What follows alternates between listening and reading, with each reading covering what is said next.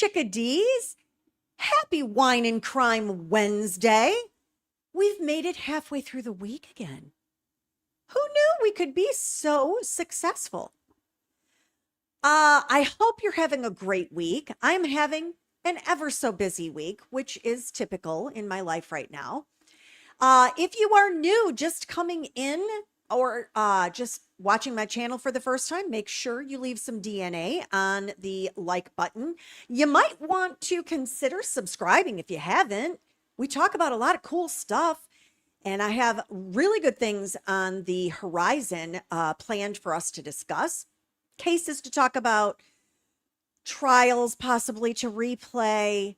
There's a lot that I am hoping to cover. Some podcasts and maybe some producers from podcasts that we're all going to be listening to as homework assignments in the future. So happy to have you all with me. Thank you so much for joining me this evening. I know you have a lot of choices, and I always appreciate when you make me your choice for the evening. And if you're watching on the Twix, thank you so much. We love all of our Twix watchers. Everybody can join in and have a grand time this evening. I have to tell you, thankfully, I finally had a good night's sleep last night because Vivica, my little diva dog, she has been feeling under the weather. And she's been sick since probably Friday night. And I was getting up multiple times, Friday night, Saturday night, Sunday night, Monday night. Finally, last night, everybody slept through the whole night, including myself, which is rare. And I woke up and she was in the bed. And of course, she can't get on the bed. One of us has to pick her up because our bed is very, very high. It's like one of those, king and queen beds that you have to like run and jump in. But anyway, she was still in the bed. And so I asked Mr. Demeanor, I'm like, hey, were you up with her in the middle of the night? And he said, no. And she was sacked. In fact, I took a picture. I have to share my picture. Hang on. Because she was so sacked out in that bed. I'm here to tell you, it was one of the cutest things I have ever seen. I'm going to try to get this so you can see how pitiful she was. I mean, she's got her little tongue out and she looks like she's awake. She's not. Her eyes were, doing the darting thing because she sleeps with her eyes open a lot. It's weird. Creepy. The first time she did it when she was a puppy, I'm like, what is going on? My dog's possessed. So today I asked Mr. Demeanor how she has been behaving, and he said much, much better today. So I think she's on the mend, which is good because I hopefully will be able to get a full night of sleep tonight again, which would be fantabulous. But I'm super happy she's doing better. She was in good spirits. I got down on the floor. We played on Sunday and everything, but she just had her tummy was not doing well. And yeah, up many, many times. And she'd be like, I got to go out. I got to go out like now. I got to go out now. And I'm like, oh, okay, I'm going. So let's say hello to some people. Let's see who all has trickled in this evening. Of course, our marvelous mod, Kelly, is with us this evening. Thank you so much for joining again and keeping the coop all in good condition. And Granny Debbie is with us. Hope, hello. I'm going to be listening but can't chat. I have to do dishes and fold laundry. Well, wah, wah, wah. That sounds awful. I'm so sorry that you have to do dishes.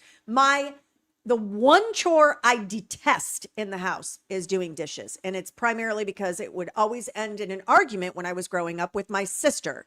So I have PTSD about dishes. I hate doing the dishes. Hey, Debbie, glad to have you back with us. And Melissa coming in from the West Coast. Happy to evening. Judes, she decided to come back also. Y'all can drop a comment. Let me know what you're drinking. I am water bound again this evening because I figured I'm going to be doing a fair amount of talking. And that's always a good bet. Yes, a tall bed like Banfield. It just worked out that way. We have the split king and they're adjustable. So Mr. Demeanor has his side and I have my side. And it just has made it a very tall bed. We didn't intentionally do that. Hey, Peppermint PJ, she's back with us again. Glad to have you. And Debbie, yeah, you're on the water train too. I don't blame y'all. So I had a thought after having the lovely, dynamic, and ever so knowledgeable Beth Karras on. She asked me about whether I followed missing person cases. And I said, no, I can't handle not having closure and not knowing the end of the story. But it did kind of pique my interest because I realized there are some cases that are missing persons cases that I cannot let go of. And there may be more in my mind if more names came up, but these three that I'm going to cover this evening are the ones that truly, truly have stuck with me. Some of them from many, many years ago, and one from really not that long ago. I hope that all of you will take some time, spread the word about these missing persons cases. If there is anything we can do to try to move the needle and help locate these individuals, it would make my year if we were able to do anything like that. I don't know, especially the first case I'm going to talk to you all about is very, very old, and it is near and dear to my heart. The reason it is near and dear to my heart is because where this young lady went missing is on a stretch of highway in Michigan that at the time I was traveling every single day on my way to work. It was part of my commute.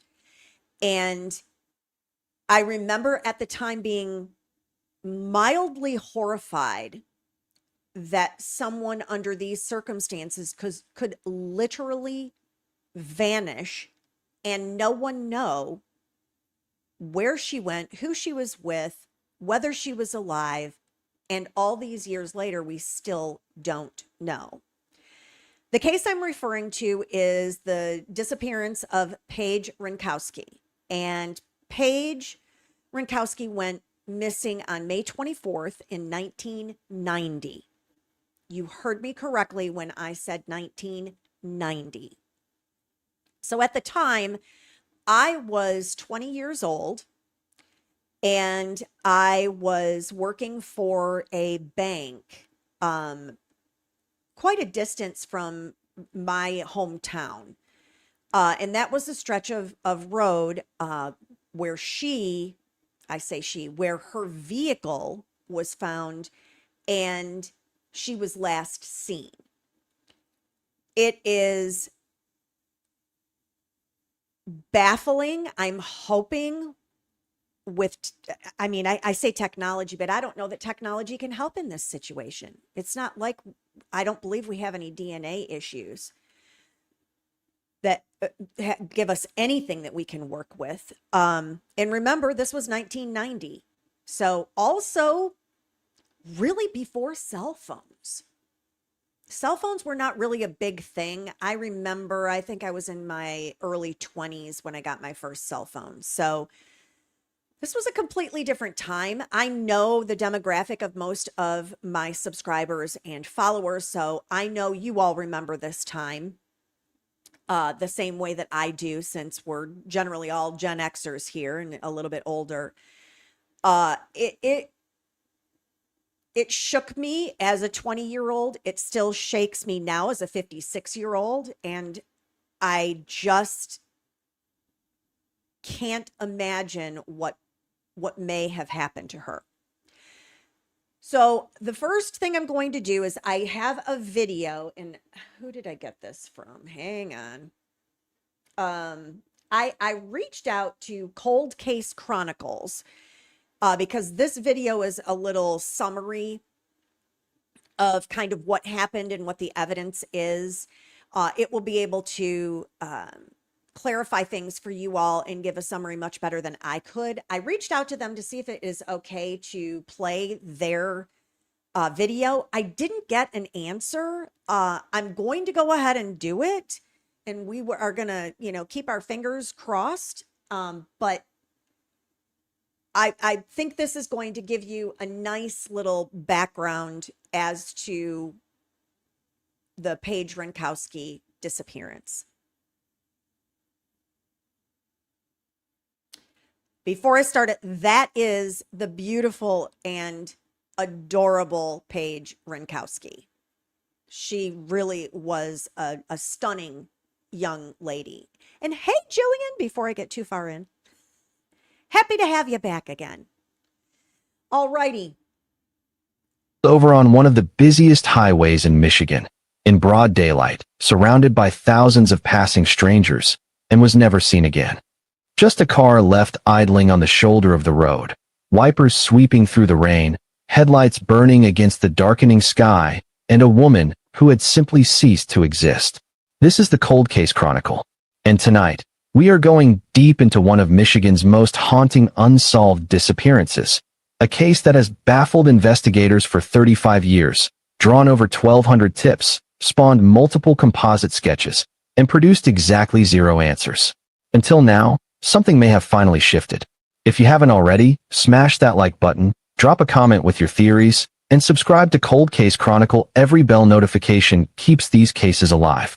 Before we talk about what happened on that highway shoulder, you need to understand who Paige Renkoski was, because the kind of person she was matters enormously to this story. Paige was 30 years old in the spring of 1990. Blonde hair, blue eyes, and according to her younger sister Michelle, the kind of natural warmth that made conversations feel effortless, even with people she'd just met. She did friends' hair and makeup not out of obligation, but purely because she enjoyed it. Her humor had an offbeat edge that could catch you pleasantly off guard. She worked at an educational care center in Lansing, Michigan, and was simultaneously pursuing studies in child development. Structure, routine, small meaningful responsibilities, that was her world. She was building a quiet future alongside her fiancé, Steve DeBrander, in DeWitt Township, a modest suburb just north of Lansing.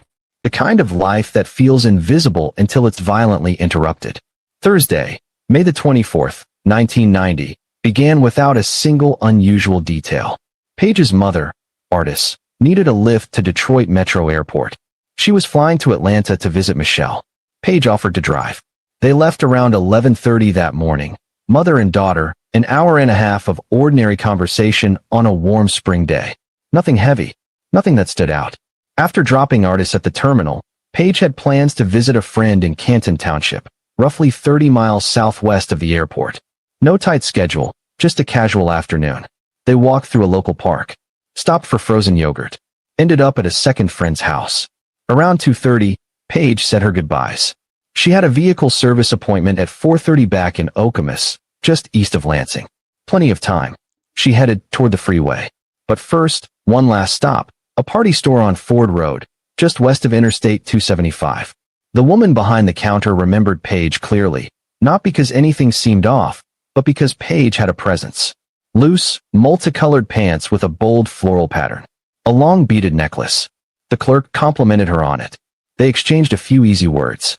Paige purchased a 40-ounce beer, poured some into a fast food cup she had in the car, sealed the bottle, walked back out. This was somewhere between 2:30 and 2:45 in the afternoon. Then she merged onto Interstate 96 heading west. One car among thousands, indistinguishable from every other driver crossing Michigan that Thursday. That was the last confirmed moment of normalcy. Paige made it as far as Livingston County, roughly halfway through her drive home.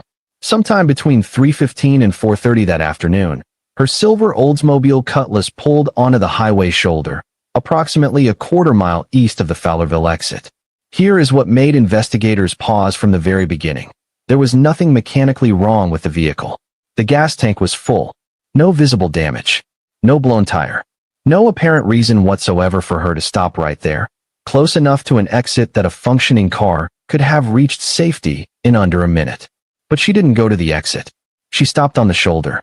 And she wasn't alone. Multiple drivers traveling at highway speed, 60 to 70 miles per hour, later told investigators they had noticed two vehicles parked close together on that stretch of road. A maroon or burgundy minivan, positioned either just ahead of or directly behind Paige's Oldsmobile, and a blonde woman standing between the two vehicles, talking to a man. Some witnesses recalled one man. Others believed there were two. The majority, roughly 80%, described the individual as a black man. A smaller number suggested he might have been Hispanic. Descriptions varied enough that investigators commissioned multiple composite sketches over the years, none of which ever produced an arrest. What witnesses agreed on was the tone of the interaction. Nobody appeared frantic. Nobody seemed threatened. To every driver passing at speed, it looked like two people having a conversation on the side of the road. Standard. Unremarkable. Forgettable. One particular witness stands out in the investigative record, an off-duty law enforcement officer who drove past the scene. He later told investigators he'd formed a very specific impression in those few seconds. A man standing near the front of Paige's vehicle, one arm extended, as if displaying something in his hand. The officer assumed, in that passing glance, that he was watching a plainclothes or off-duty police officer showing a badge. That detail would become one of the most significant threads in this entire case. There is one more detail from the scene that investigators have never been able to fully explain: Paige's shoes. When the vehicle was later processed, both shoes were found on the floorboard near the driver's seat. Not unusual in and of itself. Many people drive without footwear. But stepping out of a car barefoot onto a gravel highway shoulder in the middle of the afternoon, without taking your purse, without any apparent urgency, that speaks to something specific. It speaks to someone who expected to be outside for only a moment. Someone who had no reason to believe she was in danger. Around 6 o'clock that evening, approximately 4 hours after Paige pulled over, an off-duty officer drove past the same stretch of Interstate 96. The silver Oldsmobile was still sitting on the shoulder. The maroon minivan was gone. Paige was nowhere in sight. The officer called it in. When a Livingston County Sheriff's deputy arrived, what he found was extraordinary in its ordinariness. The engine was still running. The headlights were on. A rainstorm had moved through the area, and the windshield wipers were still sweeping back and forth in the dark. The radio was playing. The doors were unlocked. Keys were in the ignition. And inside, Paige's purse, her shoes on the floorboard, and the partially consumed beer she had bought hours earlier. No missing person report had yet been filed. No immediate indicators of crime were obvious. The deputy treated it as what it appeared to be, an abandoned vehicle. He shut off the engine, locked the doors, tagged the car for towing, and left up. No photographs were taken of the scene. No forensic documentation of the surrounding area. The exact location of the vehicle was not properly recorded. When investigators later understood the gravity of what they were dealing with, whatever physical evidence may have existed along that stretch of highway was already gone. This is one of the most painful realities embedded in this case, the critical early missteps that could not be undone. Meanwhile, Paige's family had no idea anything was wrong. Artis was in Atlanta with Michelle. Steve was at his softball game, assuming Paige was simply running late. I have to tell you, I see Granny Debbie says, gosh, sounds like she was snatched out of her car. So that's what's so baffling about this case. It's also, you have to remember 1990. And I feel like investigations were just rife with issues and not taking things serious. I can think of other cases that took place in the early 90s where they just didn't appear to document anything or take anything as evidence. It's really hard now that we know how critical all of those little pieces are. It doesn't seem like that was how things went back then. And yeah, wouldn't the purse in the car set an alarm? Right? Maybe. Hello. Her shoes? It was raining. Why are you going to get out of your car with no shoes on? Like, yeah. And the car being left on. That was the thing that stuck in my mind the most when this actually happened. And I just kept thinking, there has to be a reasonable explanation for this. But there still isn't. And I agree, Mrs. Georgia Mom could have bumped from behind to get her to pull over. I think that a scenario like that is most likely. I'm going to continue on, and then when we're done with this video, I'll explain to you the area that he was talking about as far as where Detroit Metro Airport is compared to where her vehicle was found and she was last seen. It is a significant difference. A lot of traveling was going on. So Voicemail had been left at the family home. The sheriff's department had located Paige's car, but no one was there to hear it. The message sat on the answering machine as the hours ticked forward. It wasn't until Paige failed to check in, something she would normally do, that worry set in. Michelle and Artis tried reaching her. Nothing. They called Steve.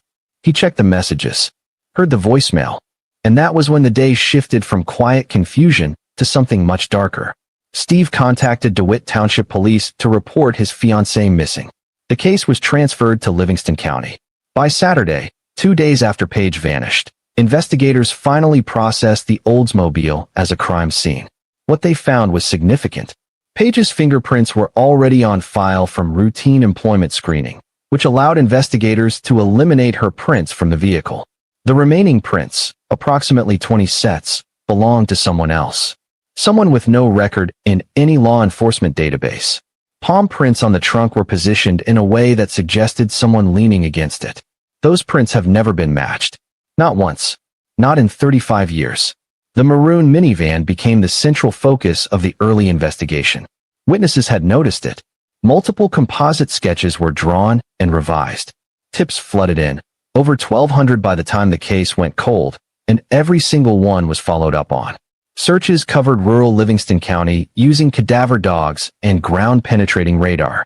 Fields were combed. Wooded areas were examined. Properties were assessed.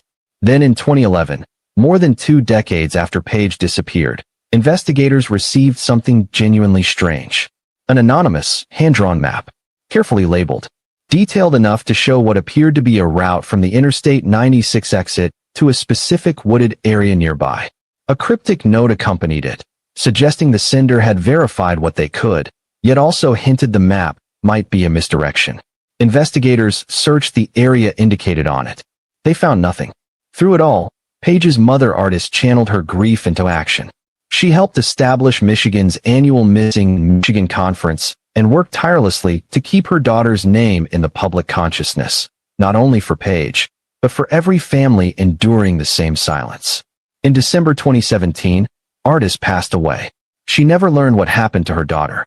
Investigators systematically examined and cleared the people closest to Paige. Her fiancé Steve was cleared multiple times. He remained cooperative and stayed in contact with the family throughout. With no evidence pointing toward anyone in Paige's inner circle, detectives were compelled to look elsewhere. That search eventually extended to serial offenders with documented histories in Michigan during that same period. Arthur Ree had a pattern of targeting women along roadways. Gary Addis was suspected in multiple killings across the state. And then there was Samuel Little, a name that drew little attention at the time, but who would later confess to dozens of murders nationwide, including in Michigan during precisely that window. None could be definitively connected to Paige's case. With no physical evidence pointing anywhere specific, the investigation gradually went quiet. Not because the case stopped matching, but because there was nowhere left to push. 35 years after Paige disappeared, something new happened. In 2024, detectives in neighboring Washtenaw County made an arrest in a completely separate cold case. A man named Buster Robbins was charged with the murder of Beverly Weil, a 30-year-old woman who had been killed back in September 1989. DNA collected from Beverly at the time of her death had been preserved. Decades later, it was submitted for forensic genealogy analysis. The result pointed directly to Robbins. As investigators began building their case around Beverly's murder, They looked closely at the details surrounding her death, and what they found was impossible to dismiss. Beverly had been sleeping in her car in Canton Township after dropping her son off at school. She was abducted from the vehicle, assaulted, and shot. Her body was discovered later along Geddes Road in Superior Township. But the detail that stopped investigators cold was what happened to her car. It was found that same night back in Canton Township. Engine still running, driver's door open, her purse still inside. Now place that next to Paige's case. Both women were 30 years old. Both cases were linked to Canton Township. In both situations, the victim's vehicle was discovered running with personal belongings left behind. Beverly was killed in September 1989. Paige vanished 8.5 months later, in May 1990. And there was one more element investigators could not set aside. According to court records, Robbins was driving a vehicle during that period that closely resembled an unmarked law enforcement car, a late-model Chrysler New Yorker. A witness in Beverly's case reported seeing a blue vehicle with a white top accelerating away from the area, matching that description. Court records also revealed that Robbins had worked as a reserve police officer during that exact window. If he possessed a badge, even a reserve officer's credentials, it introduces a deeply troubling possibility. It would explain how Paige might have been persuaded to pull over without question. It connects directly to the off-duty officer's observation of a man appearing to display something to Paige on the shoulder of Interstate 96. Paige had grown up with a father in law enforcement. She would have understood authority implicitly. If someone presented a badge to her, legitimate or otherwise, there is little reason to believe she would have challenged it. Despite the DNA evidence tying Robbins to Beverly's murder, a district court judge declined to bind the case over for trial in March 2024. Defense attorneys argued that DNA merely establishes contact, not culpability. The judge stated from the bench that he believed there was more to the story. Yet in the same breath, he acknowledged Robbins as both dangerous and a flight risk, ordering him held on a $5 million bond. Prosecutors immediately appealed. In January 2025, nearly a year later, the Michigan Court of Appeals overturned the lower court's ruling.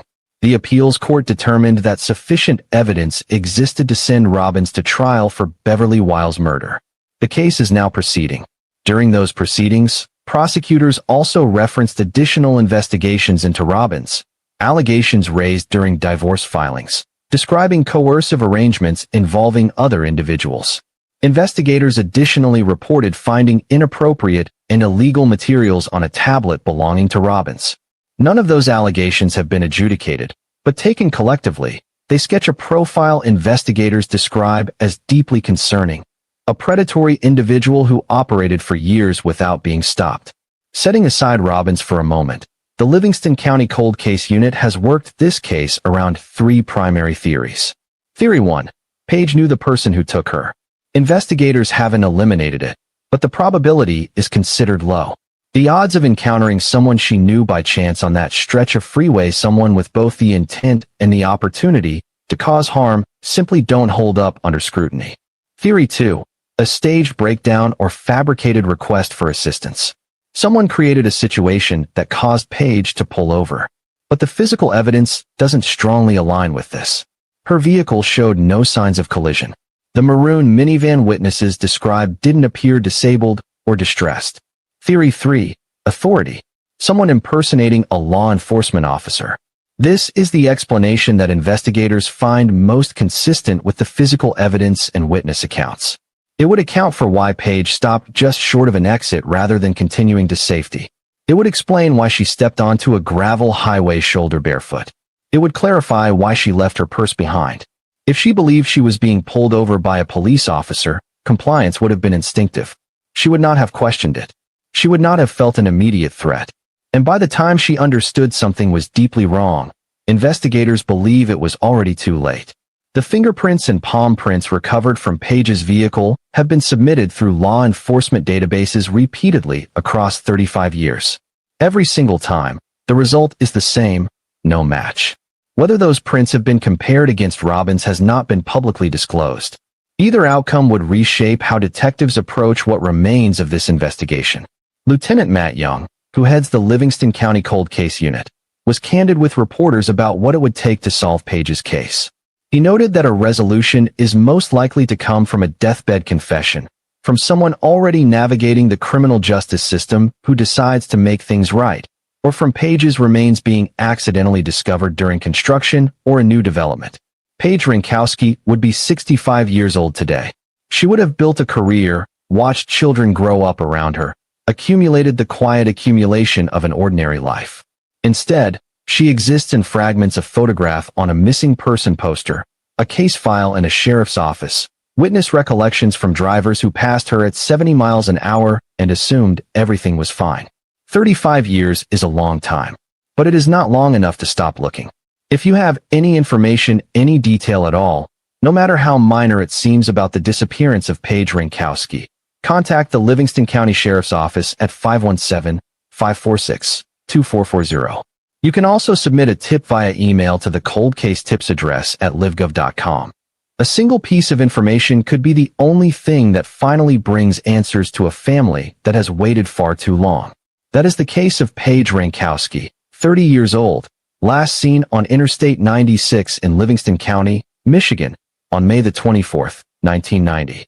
Drop your theories in the comments below. What do you think happened on that highway shoulder? Was Buster Robbins involved? Or does the truth lie somewhere else entirely? If this story moved you, hit the like button. It costs nothing and it keeps cases like Paige's visible. Share this with someone who follows true crime. And if you haven't already subscribed to Cold Case Chronicle, now is the time. Ring that. Okay. So I can explain a little bit about the vast area that she was in. And I say vast area because it literally was. So Okemos area, Howell, Fowlerville, those are kind of all, those exits all happen on I-96. That stretch will take you, if you're traveling slightly northwest, it will take you to Lansing. Lansing is the capital of the state of Michigan. So close to, I can do the old-fashioned, it's like right about in this-ish area in Michigan. I will also say that where Detroit Metro Airport is pretty significantly over in this area. So it's quite a distance from where her vehicle was. She traveled on several highways. In order to get to Detroit Metro, she would have had to have been on I-94. You would take I-94 to I-275, then 275 you would then take up to I-96, and I-96 is where her vehicle was found on the shoulder. It is a very long distance. So where Canton was, he talked about Ford Road in Canton, that she had stopped. I suspect, based on what was the information we have on Buster Robbins, I suspect wherever she stopped is where he saw her. And I truly believe he is likely the individual that took Paige. Followed her all that way. And it would have been a long way. Let me think time-wise. It would probably from Ford Road on I-275 to I-96 where her vehicle was found 35 minutes at least, I would say. And I think I'm being probably pretty generous with that estimate. So that area, and he talked also about Livingston County being involved in it. So the weird thing about this particular area in Michigan is it has like a tri-county area that you could easily drive in Livingston County, in Oakland County, in Washtenaw County, and in Wayne County, all in one pretty simple trip. And she actually would have been in Wayne County, Washtenaw. She would have been in all four. Yeah, she would have. Detroit is in Wayne County. Canton is in Washtenaw County. And then further up I-275 is Oakland County. And then when you start to hook on I-96 to go west, that's when you hit Livingston County.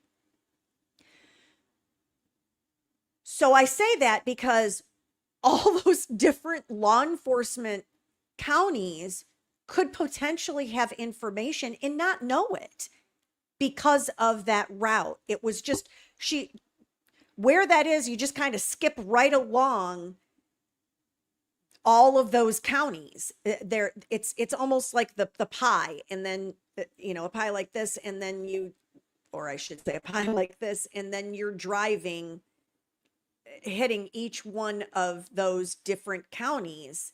That's kind of how it works there. And then to get into Livingston County, you kind of have to hang west. So I believe that's likely what happened. I do believe that someone was impersonating law enforcement, and that's why her guard was down. Yeah, on Highway 35-ish minutes wouldn't be that unusual to be followed in Texas, nor in Michigan either, and not in Michigan in 1990 either. Yeah, Michigan's very flat. And so, no, you don't have a lot of this going on or anything. No, that's straight flat shot, and it's interesting to me where she stopped in Canton, Ford Road in Canton. It's so ironic to me. I had a high school classmate that went missing as a teenager. She was still, I think she was 16 or 17 at the time that she went missing. I was still in high school as well when she went missing. And she too was in that same, I believe she was more in like Garden City, Westland area, but it was also Ford Road. And she went missing. And don't you know, you all these years later, last year, they finally were able to do DNA testing on a very, very good suspect, and it matched. Now, he's since deceased, and so there's no way. I say missing. Her body was eventually found, ironically, not far off of I-96. So yes, her body was found. Her remains were found. But we had gone all these years not knowing who had taken her life. And last year they finally got answers. There were several cases in the area that this individual was responsible for. And yeah, that's why I just never ever give up hope on it, because I never would have thought in Kimberly's case that we would have ever gotten answers on that. I was always so hopeful, and I always followed with the family what was happening with it, and lo and behold, they finally got the answers, so everybody can kind of like breathe again. So I'm hoping that will be the case for Paige Renkoski. I'm going to get this next thing queued up. This is an article that was written last year, and I might need to make it bigger for you all. Let's see what we've got going with what I got. Oops, that's the wrong thing. This is what I want. Let's see. Let's try that first. Oh, and I just zapped myself out. So let's try to share that again with y'all, since I just was like, deuces, I'm out. I'm going to try to do it without all of the extra nonsense, because all the pictures and ads and all that, because it's too difficult. Yes, Debbie, I think when she stopped to get the drink is when he saw her and began to follow. Yes. Okay. New lead emerges in 35-year-old cold case of Paige Renkoski disappearance in Michigan. There's the lovely Paige. Decades have passed since Paige Renkoski vanished on May 24th, 1990, but recent developments might bring closure to a mystery that has long haunted Michigan communities. The Livingston County Sheriff's Office is now collaborating with the Washtenaw County Sheriff's Office to investigate a potential lead in the case of Renkoski, who disappeared nearly 35 years ago. CBS News Detroit reported that according to Livingston County Sheriff Mike Murphy, it is way too early to comment further, yet hope persists as authorities work to piece together this enduring puzzle. Buster Robbins, currently held on charges of a separate 1989 rape and murder, has become a person of interest in Renkoski's disappearance. Robbins' connection to the case arises from striking similarities to the murder of Beverly Wyville in Washtenaw County, as Click on Detroit reported. Despite Robbins' recent release from trial due to insufficient evidence, prosecutors appeal, labeling him a serious danger and a flight risk. Robbins remains detained without bond as the community waits to learn whether justice will be served. Renkoski's case, characterized by the eerie discovery of her vehicle on westbound I-96 with belongings inside, aligns closely with Wyville's circumstances. Robbins' DNA was purportedly linked to the 1989 crime scene, escalating suspicions of his involvement in both cases. CBS News Detroit explains the disturbing parallel with Renkoski's shoes and purse found in her still-running car during a rainstorm. Adding complexity to the developing story, Robbins faces not only potential linkage to Renkoski's fate, but also allegations of arranging non-consensual sexual encounters for his wife, a claim he and his defense attorney strongly deny. Amidst these layers of crime and accusation, Robbins' possible connection to Renkoski has reinvigorated investigative efforts. Livingston County investigators must thoroughly examine this lead, leaving no stone unturned in the quest for answers. So I'm hopeful that and this was obviously written a year ago. There has, we learned in the video that we watched that the appeal was granted, and they did find sufficient evidence to continue investigation and prosecution of Buster Robbins. So that is good news also. I'm going to get us queued up because there is an interview. It's an almost 30-minute interview. We may not do the entire interview of Paige's sister. This is Michelle, and I think it's good that we get some sort of perspective on it. I will tell you, both times that I have been at CrimeCon, there is a massive missing persons like bulletin board, and you can write post-it notes about the cases and about the missing people you're interested in. And every year I write Paige Renkoski's name, and the other one that I write down is going to be the case that we're going to talk about, the next missing person, Kyron Horman. I write both of those down every time I go to CrimeCon because I so want answers for both of these families. I do not believe in either case that there is a lot of hope that either one of them is still alive. But if I were a family member, I would certainly not be giving up that hope.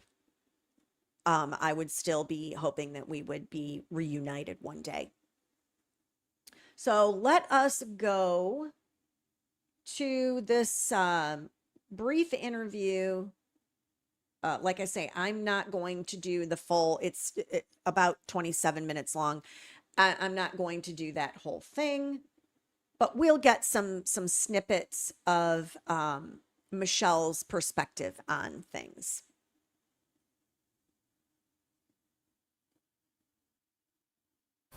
So Paige it's going to be 35 years on the 24th. Mm-hmm. You were just saying something, which my reaction was that it's wild. She's been missing longer than you actually known her. Correct. I was 24 when she disappeared. So I basically have lived most of my life without her than I have with her. What's that like for you? It's hard to explain. It's like a way of life. Because I was 24, and it's a roller coaster at the same time. A lot of different tips come in and different stories and different allegations of, all kinds of different things over the years. So it's not easy. I'm trying to take over for my mom a little bit. Oh, a lot, actually. I was going to say kind of a lot of it. Yes. It sounds like. My daughter Nikki is usually here helping me as well with many different interviews and different things. But I didn't realize how much my mom did until the last several years. And when did your mom pass? 2017. I'm sorry. Yeah. That's tough. It was. Especially not just for you guys losing her, but also she didn't have answers. Exactly. She had no answers.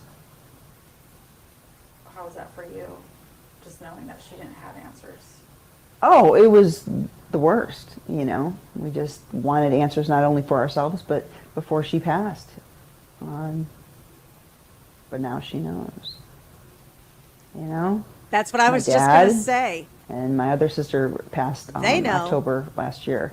And so it's like, let us know something, Yeah. Give us some kind of, Sign. yeah. What do you think? I mean, when we were talking to police, they even said that they still get new tips. They do. It's really amazing to me how often they get tips. I mean, they don't tell us about every tip. Right. But they will contact us with some questions about different things. And it's like, yeah, at 35 years, it still happens. And they check out various, leads, tips, whatever you want to call them. I often call them stories because that's kind of how it's been over the years is we hear a story. Someone on social media sends me a private message that's 8 pages long, with a detailed, crazy stories. I just, thank them and forward it on to Livingston County cold case team. But that happens more often than you would believe at 35 years. What do you think about the community? Just the fact that they are giving you tips after this long. I think it's fabulous. I mean, I do. I think it's a great. It's a great way to keep her story alive and out there. I'm sure some people are sick of hearing about it, but so many people that follow the story, and there are thousands of people. They want to know as much. I want to know. Before we get into what it's kind of like for you guys and the new leads and things like that, for some people who don't know her story and what happened that day, I want you to tell me the Paige that you knew and still remember. Just her personality, for no one who met her, Oh, yeah. knew her, who loved her. How would you describe her? Yeah, Paige was a light, no matter who met her or who she met at work or dated or any of that. She was just a light. She was funny. She was beautiful. When I was younger, she would always, my friends would come over and she'd do our hair and our makeup and just different things, and they just loved her. Like, everyone loved her. She had kind of a cool style from what I saw Yeah. in their photos. Mm-hmm. Yep. Go she was- 90s, yeah, she girl. was just, again, I was younger when she disappeared, but I had lived away out of state for 5 years prior to that. So there was a big chunk of time where I didn't, I wasn't with her. And so looking back to when I was in middle school and high school, those were the silly times, when we all lived in the same house kind of thing. And, Yeah. And yeah, she was generous, she was genuine, she was funny, she was very funny. Just quirky funny stuff. Yeah. And those are the things that I remember, the best. Early adulthood, I didn't live here in Michigan, and so I didn't spend time with her. Okay. I'm not going to play the rest of this. This, if you are interested in watching it, it is on Click on Detroit. It is on their YouTube channel. But I think you all might be interested in this that I was researching as she was chatting about her amazing sister. Man charged in 1989 Washtenaw County rape murder case out on bond. Way to go, Michigan. Buster Robbins charged with murder in 1989 cold case. The man accused in the decades-old rape and killing of Beverly Wyville was released on bond this week. Do you know when this was? The 70-year-old was released on bond on Thursday, July 2nd. He's scheduled to return to court for a final pretrial hearing on September 10th, 2026. Background: Beverly Wyville, 30, was a mother from Canton Township who was killed in September 1989. Police said she dropped her son off at school, later went to Griffin Park to rest in her car, and was found dead hours later near Godfredson and Ford Roads in Superior Township. Her car was later found at the park with her keys still in the ignition and her purse and shoes still inside. The case went cold for decades until investigators used forensic genealogy testing on DNA collected in 1989, ultimately identifying Robbins of Almont. In late 2025, investigators collected Robbins' DNA from a straw in his trash, and it matched DNA found in Wyville. Wyville's son, Dale Swanson, told Local 4, "For me, until I hear that guilty verdict is heard, it won't be done for me." Trial moved. Trial was scheduled to begin on July 20th. Oh, my dad's birthday. However, according to court records, it was rescheduled to October 5th, 2026.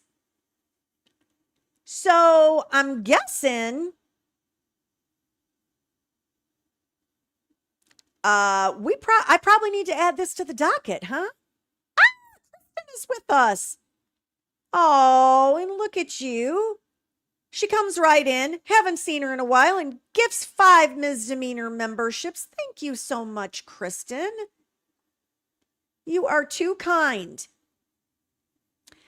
So I think I'm going to have to see what I can find out if this trial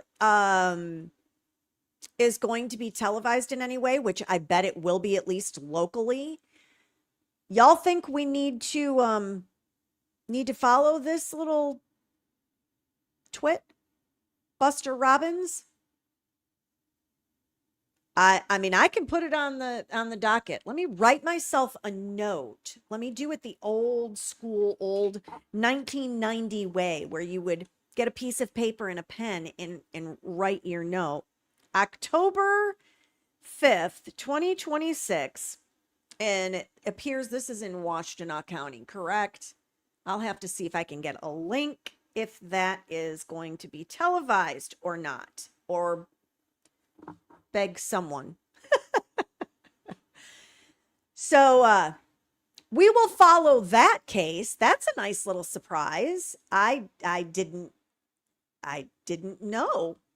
Well, Kristen, we have missed you. I've commented a couple times that we haven't seen you as of late. So have you back?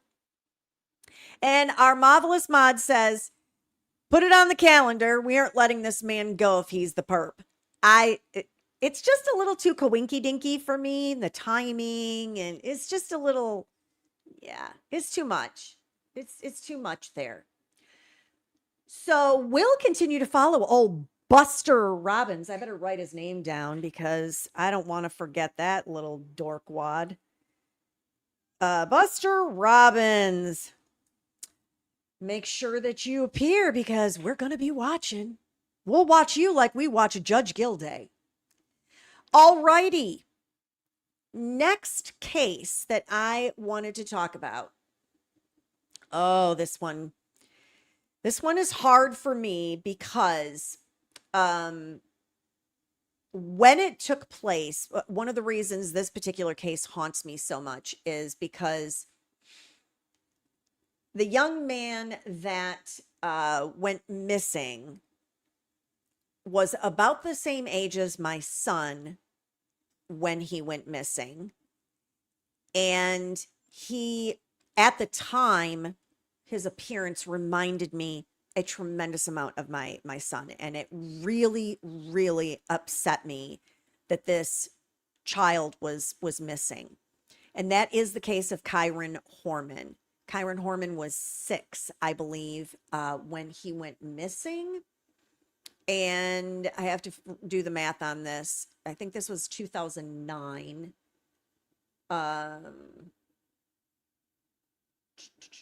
2010, maybe. It was 2010. It was in September of 2010. And of course, my son's birthday is also in September. But this case really, because of the close link to my son, it really bothered me. I don't know if anyone has paid attention to this case at all. I'm trying to get myself lined up here, so bear with me while I'm getting what I needed. That's not what I wanted to do. Let's try that again. Okay. Let's start with an article that was on CNN that gives a nope, wrong way. We're going to start with the video clip from KGW News.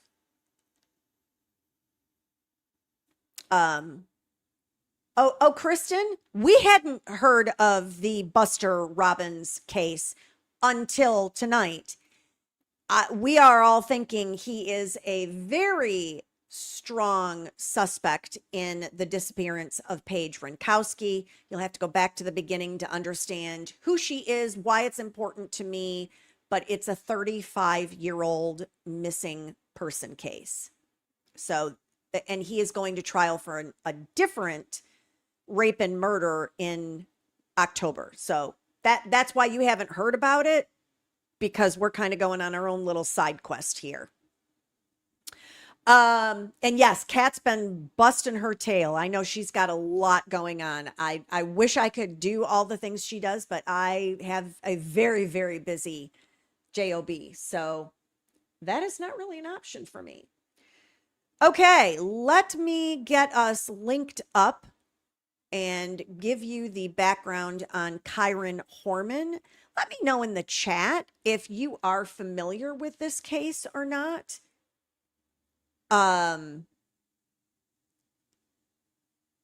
What just happened here? Because this one really, really, really bothers me, this particular case.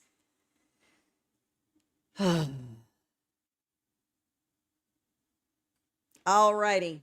It's one of Oregon's greatest unsolved mysteries, the disappearance of Kyron Horman. 15 years after the little boy vanished from school, we look back at the investigation. Kyron, we're gonna bring you home, buddy. Share never-before-seen police body cam footage of Kyron's stepmother in custody following a traffic stop. I'm gonna read your rights. Okay. And speak with Kyron's parents. And in my mind, we have to keep looking for him. Who reflect on the search. It's earth-shattering. I mean, it's just not something that you ever come back from. Okay, I'm going to give you a little bit of background in case you do not know anything about this particular case at all. That is Kyron Horman on the screen. Whew. Reminds me so much of my son at about that age. The glasses, the shape of face, it's really haunting for me. So the players are Kyron's biological mother and father. at the time that Kyron went missing, he was in the care and custody of his father. His father and biological mother were divorced. And Kyron's father had remarried a woman named Terry. Terry is the individual that dropped Kyron off at school. You'll see why I'm air quoting when I say dropped him off at school as we get further into this. There are a lot of questions. The woman that you saw in that short little clip that they said, we're going to arrest you, or I think that's what they said. And she was like, what? That's Terry. That is the stepmother, not the biological mother. And then the man and the woman that were kind of in a split screen, those are the biological parents of Kyron Horman that were separated, divorced at the time. I will also tell you, I do happen to know from background information and following this case, Kyron's biological mother did not have custody of him because there was a long stretch of time that she battled and struggled with substance abuse. And so that is why Kyron was with his father and in his father's custody.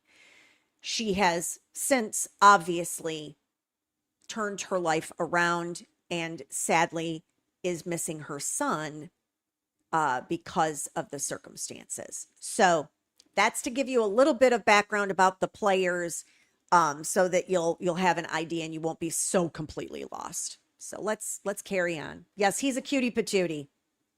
Absolutely adorable. And my son was too. Oh my gosh. From the time he was born, people would stop us in stores and, oh my gosh, he's so cute. I'm like, I know. I don't know how I did anything except smooch and hug on him all the time when he was a kid.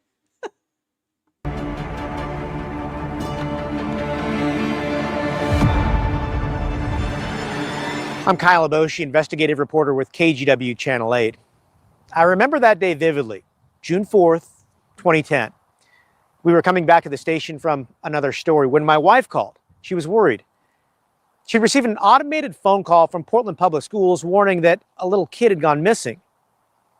The phone call was intended to just go to parents of Skyline School, but instead it went out to the entire community. Suddenly, parents all over the city were worried. What happened? And where's this little kid?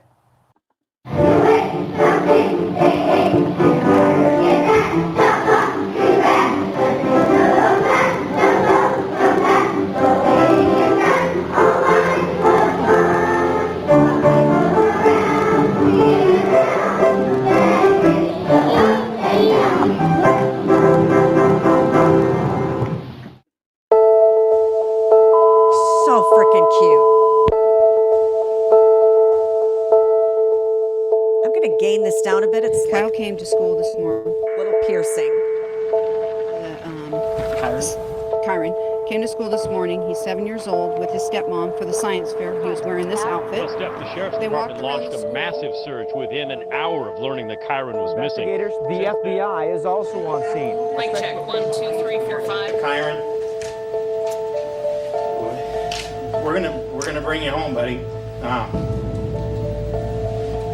Nothing is more important to your family, to your friends, to us. So You're such a cute kid. Golly. Police are not releasing a lot of details except to say the case is now a criminal investigation. I was fully expecting them to just slap the cuffs on her and take her away. They're going to do. Okay, so this heifer right here, that's the stepmom. I say heifer because I have very strong opinions about this case. If you are coming here for something unbiased, I apologize because that is not going to happen with Ms. Demeanor tonight. No, I have very strong feelings about this case. And I think she is at the middle and the heart of this case. So the woman standing next to her is Kyron's biological mother. And this heifer is the stepmother that dropped him off at school. And I get massive Susan Smith vibes from this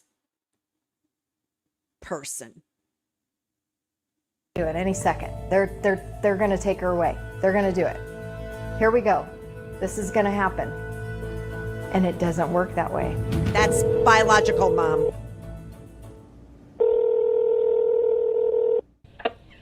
If you have seen Kyron or have any information you think may be beneficial, please call Portland Police. Kyron was due home off the school bus at 3:45. He did not get off the bus. And have they found any sign of him at all? No, not that I've heard of any sign of him at this point. 7-year-old Kyron Horman was last seen after his stepmother, Terry Horman, there's his picture, drove him to school for one of the biggest days of the year, the school science fair. The second grader at Skyline Elementary had worked hard on his project for the science fair. This is a picture she took of the second grader with his project, the red-eyed tree frog. After touring exhibits together, they say goodbye in the school hallway. She leaves for home. Kyron heads toward his classroom. It's the Does anyone think this is really weird already? This is the last photograph ever taken of Kyron Horman. I think it's super weird that they were in the school together, seen in the school together. Obviously, they were there. There's a photograph, and he vanishes. last time anyone remembers seeing him. Terry Horman posts photos of Kyron from the science fair on her Facebook page. Kyron doesn't get off the school bus. His stepmom calls the school and learns the teacher had marked him absent. This is devastating for the family, as you might guess, and for anybody that knows him. We just want to make sure he gets home safe. Did you catch that? The teacher marked him absent. So in the amount of time that it took to take the pictures at the science fair, and he was supposedly walking to his classroom, he evaporated into thin air and never made it to his classroom. Sounds pretty sus to me. Yeah, no one saw him within the school. Not after seeing him at the science fair. Nope. 9 o'clock as we watch search teams wade through high grassy fields. Kyron had been missing more than 13 hours. Police declared the area a major crime scene. By morning, the military and crews on the ground joined the search. He's not the kind of child that would just go out of school and just go, searching or wandering around. He's just a very timid, sweet boy. Okay. Are you guys ready? All right, let me know. Okay. Good afternoon. My name is Jason Gates. I'm a captain with the Multnomah County Sheriff's Office, and I'm the incident commander. In addition to the teams in the sky and on the ground, we're told about 50 detectives are also working the case. The focus, the area around the school. We're moving forward under the premise that we're looking for a living Kyron Horman. On this rainy Sunday, police interviewed parents and children at Skyline School. They're just trying to talk the kids through and just see if they can pick up any grains of information that they can to help, just to help. The search turned into a massive community effort. From homemade signs to food donations, those who couldn't search did what they could to help. Then on Friday, 1 week after Kyron's disappearance, his family speaks publicly for the first time. Kyron, we miss you. We love you. That is not biological dad. That is biological mom's new husband, is who that is. And we need you home right now. Search crews made their strongest push yet, with hundreds of volunteers from around the state joining the search for Kyron Horman. We need a clue. We need that aha. This is the kind of terrain searchers are having to comb through: tall grasses, dense vegetation, and steep slopes. It makes for a slow and tedious process. The pressure to turn up something intense, as so far each day has ended with little to report. It's always frustrating, when we're not finding anything, especially when we have such high hopes. Investigators suspended the search and rescue. It's become clear Kyron is not simply lost. Would he just go on a hike at the end of the year? That doesn't seem like something he would do. Detectives announced this has become a criminal investigation. And the focus? Where is she and why is she not speaking? We wanted to speak out as the natural parents for Kyron. Behind the scenes, we'd later learn suspicions were mounting. His family had come apart. Terry was on a whole nother playing field than we were.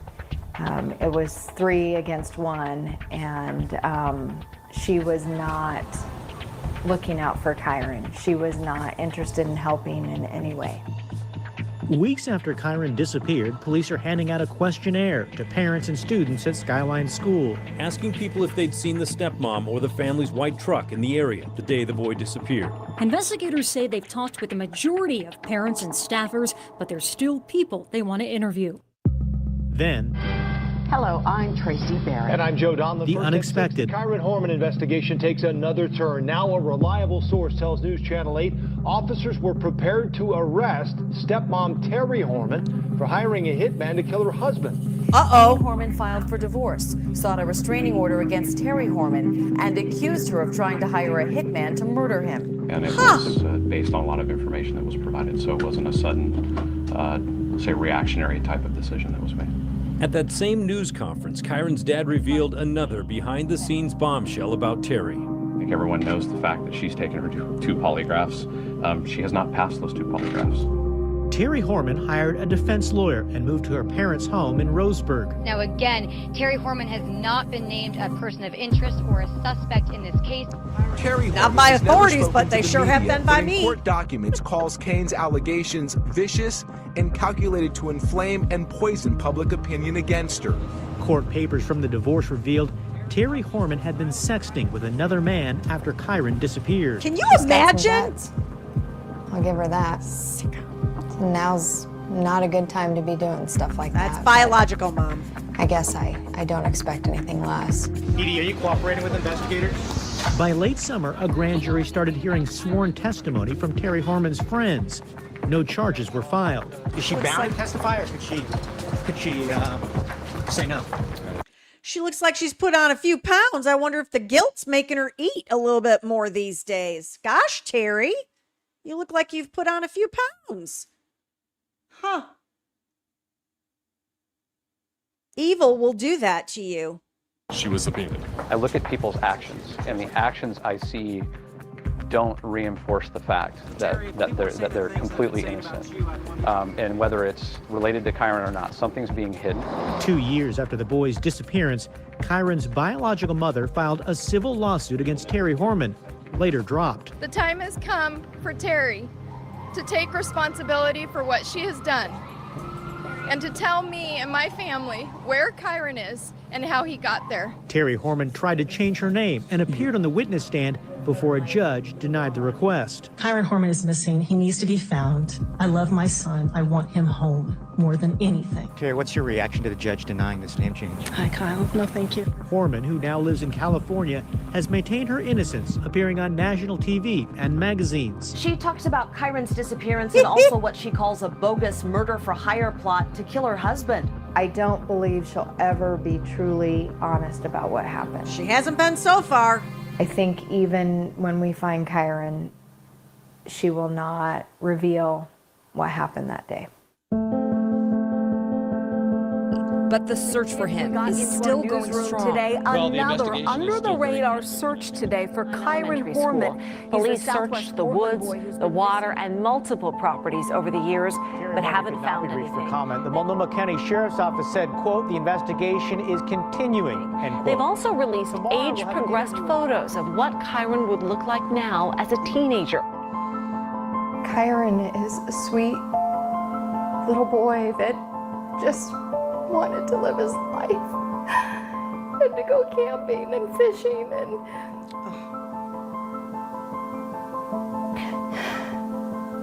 be a kid, and he got that taken from him.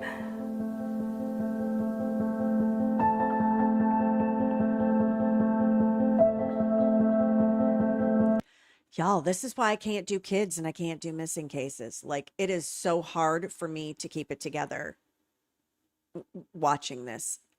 It just...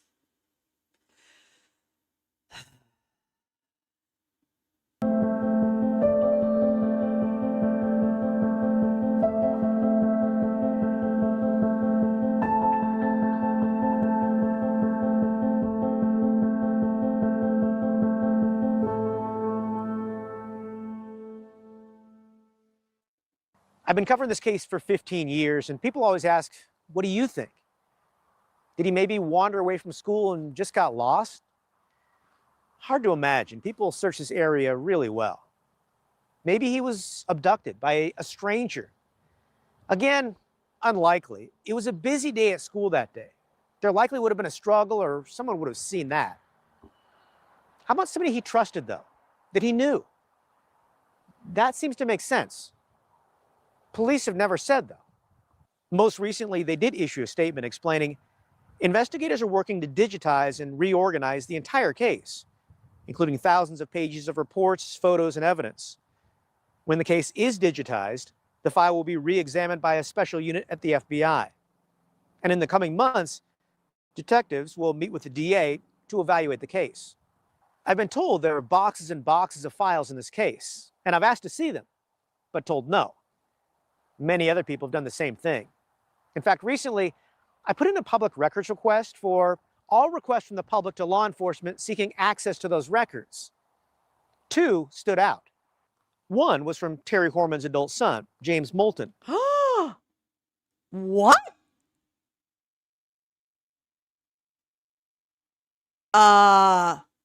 Wow. That is a shocker. I didn't have that on my bingo card.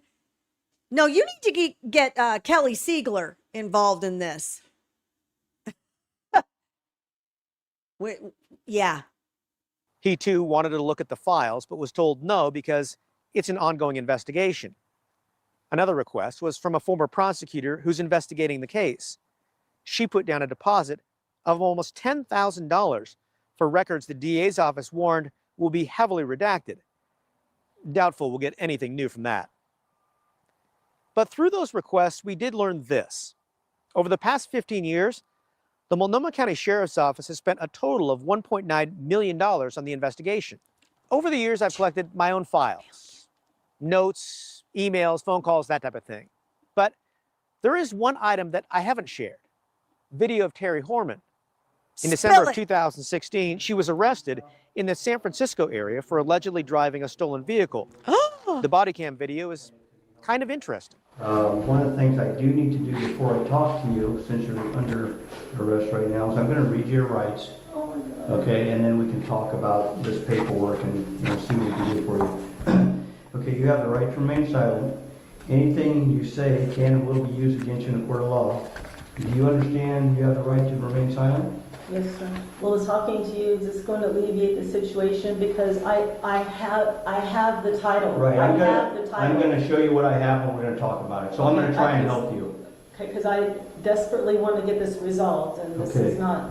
We're going to do that. I don't understand why I'm under arrest, though, because I didn't steal anything. Police in Belvedere, California didn't ask her about Kyron. They were focused on the vehicle that her ex-boyfriend had reported stolen. She claimed her name was on the registration and the charges were later dropped. So my question is, though, is once you realize that I'm telling the truth, then I can go? I don't make that decision. What I will do is I'm going to try and help you the best I can to determine what are the true facts, and then we'll go from there one step at a time. I'm going to help you as much as I can. Investigators in Oregon haven't been able to speak with Terry Horman because she has a lawyer. I've tried to talk with her over the years, even traveling to California, where she lives now, but she's refused. One of the toughest things about covering this story is knowing that there's a little boy out there. He's missing. I'm a parent, and I can't imagine, especially going so long without having any answers. I think about that picture that we've all seen of Kyron standing in front of his science project. I spoke with his parents, Kane Horman and Desiree Young. 15 years. What does this milestone mean to you? That's a tough one. You know, it's probably split. So grateful that we have had the support that we have. We still have such a following and a support for Kyron that, you know, all of that is such a good thing. 15 years, it's tough. I mean, I talked to you back in the beginning, and I never thought we would be at 15 years. I just really didn't think. It's just really hard. It doesn't matter that 15 years has passed, it's still hard. We talk about it all the time where it's just some days are rougher than others. What keeps your hope alive after all these years? Well, that there's no clear information that tells us one way or another, as far as whether he's still alive or not. To me, that definitely keeps me going. There's no definitive information that says that he isn't. And in my mind, we have to keep looking for him. We have to keep people's eyes and ears open when they're out and about. I think it's really important to keep that message. That's what motivates me. I think that they're still running down leads and they still have direction on the investigation. That they're still looking is also very, I think, a positive thing and very motivating as well. So I think without having more information that says that something is one way or another, and the fact that they haven't found him yet, I mean, I'm definitely motivated on all fronts because of all that. What do you think happened to Kyron? I mean, I feel like he was taken that day. I don't know if it was directly by her or someone else, whether it was at the school or a handoff off property somewhere. I personally feel like someone else was involved. I do feel like, again, I can't sit down and give you a court case on this, but I do feel like she's involved in some way, shape, or form. Was there for all the failed polygraphs. Statistically, there's something off about that, just in general. The lack of cooperation, the lack of coming forward, the lack of ever clearing the investigation. There's some, again, my opinion, there's some level of involvement there. That day, June 4th, has been well documented. Is there anything that the public doesn't know about that day? Yeah, absolutely. I think, everybody has held on to that story that came out initially, whether it's the first, second, or third version of Terry's timeline, or fourth or fifth. And the reality is super simple. Terry got to the school around 8:10, 8:15. It was before any other parent was in the school. It was before Miss Porter was in her classroom or had her classroom unlocked. That is strategic because Terry was walking around the school checking security aspects at the school before she ever walked around with Kyron. Terry also pulled Kyron out of the teacher chaperoned group. As you know, schools are very strategic about teaching kids something. So the science fair was not just about visiting with friends. It was about teaching them something. They had a questionnaire. They had to walk around with a teacher chaperoned group. They had to answer all the questions specific to the different exhibits so that they were learning at the same time they were having a little bit of entertaining fun. But the reality is that Terry walked around with Kyron to these other classrooms. She went to 3 classrooms. She walked up the gym stairs, walked down the hallway with Kyron to Miss Porter's classroom, which was the last stop. She took the photo of Kyron in front of his diorama and 2 of Kyron's friends. And she walked out the school with Kyron at that very moment. It is witnessed by people who were outside the school who know Kyron, his friends, their parents, their grandparents, and siblings. So we know that Terry walked out the school with Kyron and walked toward the truck. That's is where new. he disappears. It's that simple. It's not complicated. Kyron was with one person that day and one person was in charge of him. And that's the reality of what happened that day.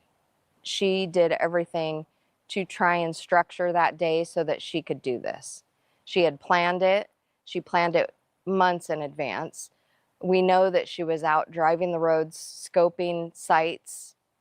We know this because her car was very memorable. Eyewitnesses account for her all over the roads of Northwest Portland. And I believe she was testing cell phone signal as well to see where she would drop off of cell coverage. How would she do that? Just driving around, checking her phone, because we know that she was outside a cell signal. And when that phone pinged at 11 a.m., she came back into signal. You'd mentioned several people saw her leave the school that day. Remind me of who that was. His friend Carson, his grandma, and Carson's his grandma? sister. Yep.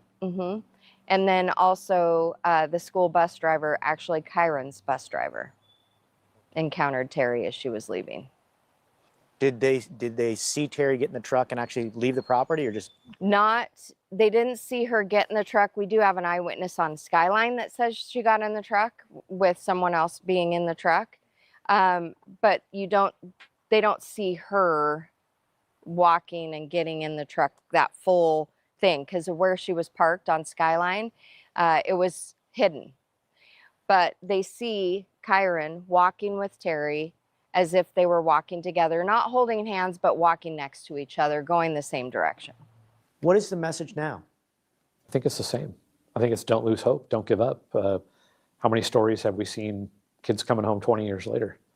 Obviously, this is not a sprint, it's been a marathon, and I think it's going to continue to be, and hopefully it's resolved tomorrow. But until it is, we have to stay vigilant. We got to keep doing what we've been doing and say, don't give up and keep grinding. I can't think of another way. What does closure look like for you? Bringing them home.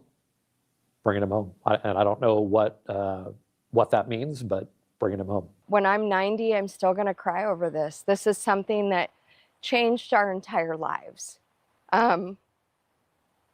You never move on fully from that. You don't get to a point where you get to say, oh, we get to close that door and move on to something else.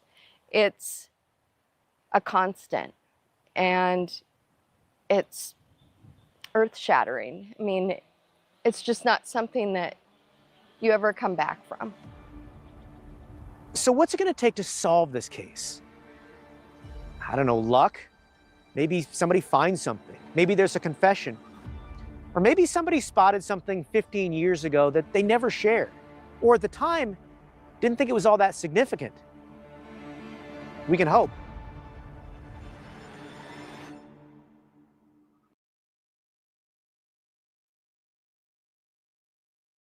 So, I have some comments I want to be sure. I'm going to leave this up on the screen while we chat.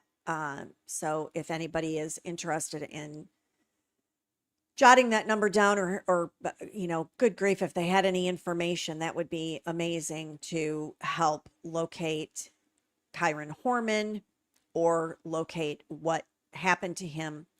Question, did they track her cell phone? Debbie Holman is asking.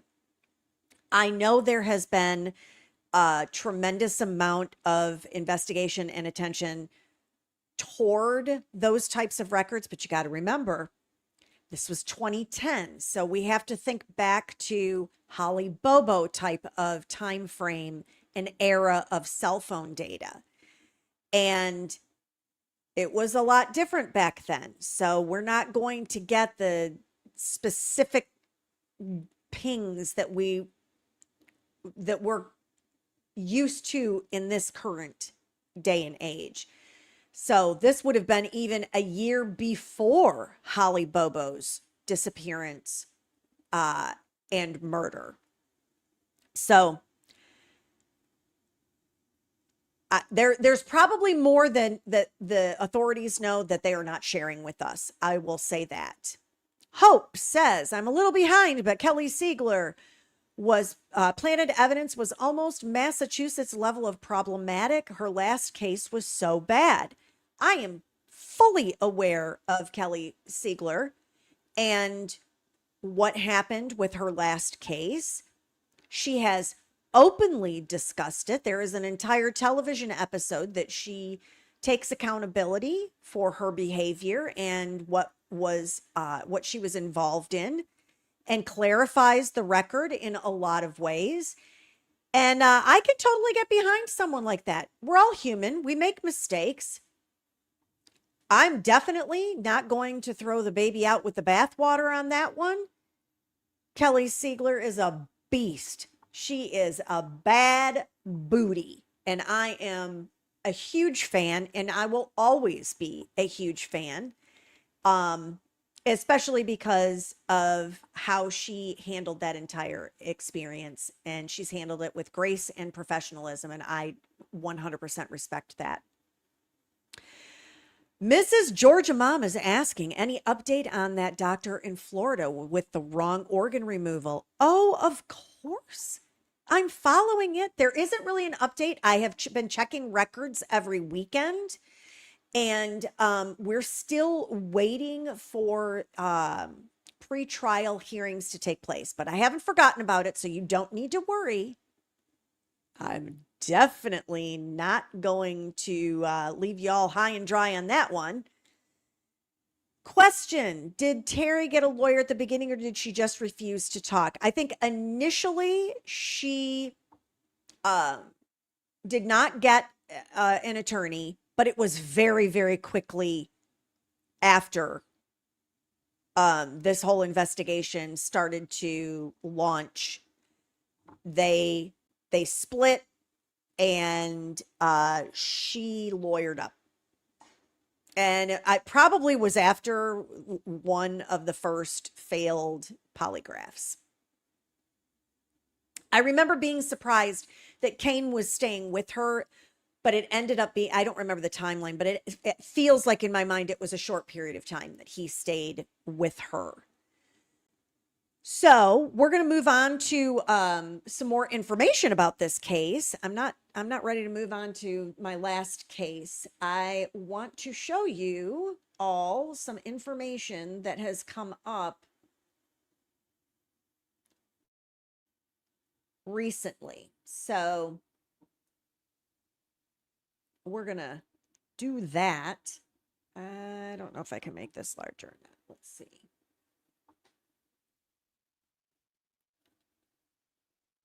Multnomah County Sheriff's Office leveraging new technology in Kyron Horman case. Whew, Lord, I still can't see that. Let me try to.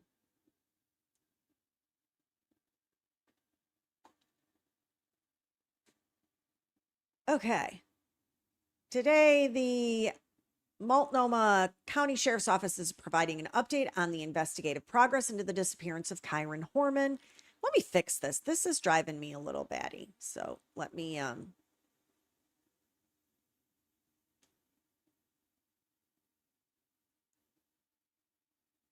bear with me. I'm going to fix this so we don't have all that gobbledygook. And I'll share again, because it's just too difficult to see what they're saying. All right, let's try now.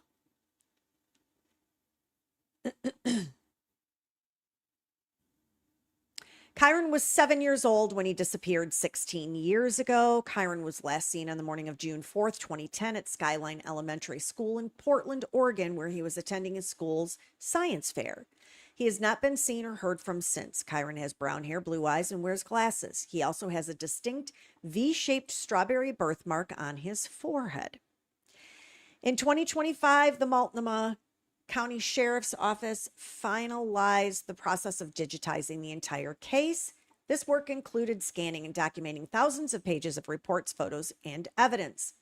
With the digitization now complete, the Multnomah County Sheriff's Office is leveraging new technology tools to advance the investigation. This will allow detectives to process and analyze more than 5,300 written documents and more than 0.5 terabyte of data associated with this investigation in a new and meaningful way. To build upon and maximize this progress, the Multnomah County Sheriff's Office has increased staffing on this case. In addition to the MCSO detectives assigned to the case, the Sheriff's Office continues to collaborate closely with the Multnomah County District Attorney's Office, the Federal Bureau of Investigation, the East County Major Crimes Team, and the Portland Police Bureau. 16 years have passed since Kyron Horman disappeared. His family has lived through birthdays, holidays, and moments that mark the passage of time, said Sheriff Nicole Morrissey O'Donnell. I want Kyron's family and our community to know that he has never been forgotten. Our commitment to Kyron's case remains as strong today as it was when he first was reported missing. We will keep doing everything we can to provide Kyron's family the resolution they deserve. 16 years is a long time, too long. I think about Kyron often, said District Attorney Nathan Vasquez. Hey, Kristen, relation? I want Kyron's family and the community to know that a lack of news on the case does not mean a lack of progress. We are working on this behind the scenes, following every possible clue. We are as determined today as we were in the days after Kyron disappeared, and my office will not rest until we have answered the question of what happened to Kyron Horman. To anyone out there who holds the answer, we are not going away. We will continue our hunt for justice for as long as it takes. Each year, hundreds of tips are received, reviewed, and considered for follow-up by investigators. Additionally, the Multnomah County Sheriff's Office continues to conduct searches in an ongoing effort to find Kyron and bring resolution to his family and the broader community. A $50,000 reward remains available for information leading to the resolution of Kyron's disappearance. Anyone with information is urged to contact the MCSEO tip line, and there is the phone number, and also you can reach out to the National Center for Missing and Exploited Children. When reporting on this case, please refer to the Multnomah County Sheriff's Office in full, because there are multiple MCSO agencies within the state of Oregon, including Marion, Morrow, and Malheur counties. Using the full agency name ensures clarity and geographical accuracy. So this is the 4-panel image, because let's not forget he would be 23 years old. So the top left one was the day that he went missing, and then the others follow the age progression. The one in the lower right corner is age 19 to 20, which he would even be older than that now. Ironically, you know, he was wearing a black CSI t-shirt at a science fair. So that is an article that just came out June 4th. So this is recent reporting. There is another CNN article that came out on June 23rd. I am going to see if we can get some additional information on this one. Kyron Horman's disappearance led to Oregon's largest criminal investigation. The search lives on 16 years later. Though it was a comfortably cool summer morning in northern Oregon, teachers, children, and their parents were drawn inside Skyline Elementary School to behold its young students' lively science fair projects. 7-year-old Kyron Horman stood proudly next to his presentation on red-eyed tree frogs with his homemade trifold poster bursting with shades of green and glued on diagrams of the amphibian's life cycle. Kyron flashed a wide, toothy grin toward a camera capturing the moment, an image that would soon be splashed on missing child posters and nightly newscasts across the country. The now infamous photo of Kyron and his frogs was taken in June 2010, and the bespectacled boy has not been seen or heard from since. What immediately followed that bright June day were dark months marred by the state's largest criminal investigation in history coming up empty, police questioning second graders for new leads, and mounting legal battles among the Horman family grappling with utter devastation. Now, more than 16 years after Kyron's disappearance sparked a sweeping manhunt and shaped a generation of Oregon school children. Investigators say they are leveraging new technology and have not given up on the search for him.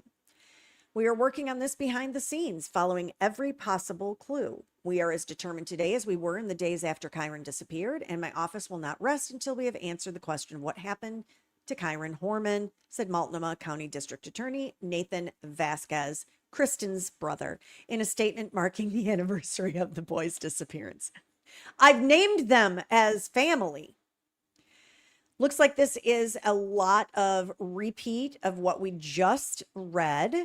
I'm just kind of glancing through here.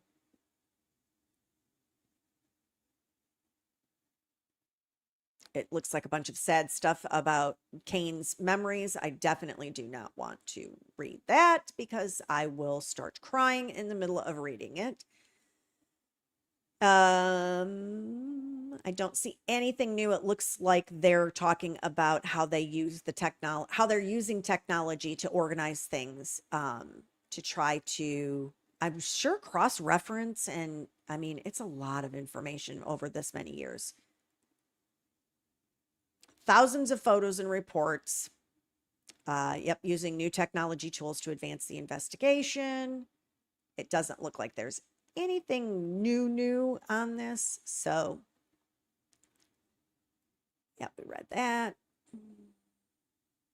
Never made it to class after the fair. Yeah, we all know that. And of course, he was last spotted standing by his classroom doorway after presenting on frogs with bulging red eyes around 8:45 a.m.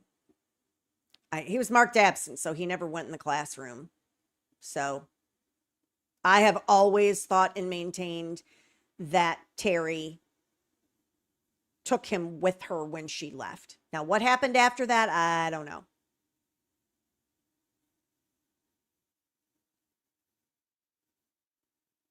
In decade-old divorce filings, the boy's father had said he believes Terry Horman had something to do with his son's disappearance. I think that is spot on. They have not ever linked her to it.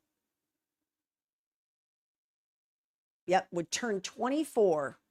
He's a year younger than my son. My son will turn 25 in September, and Kyron will turn 24 in September. Hard to believe in that family, the way they think of him. He's still 7 years old. It's so heartbreaking. If anybody knows anything, if you know anyone that might live in that area or might know somebody that knows somebody that knows somebody, please do everything you can to get information out. It's devastating to think what may have happened to that young child.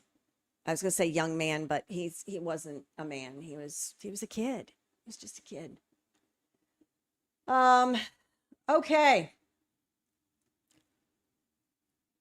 So that's a really uplifting case, isn't it, everybody?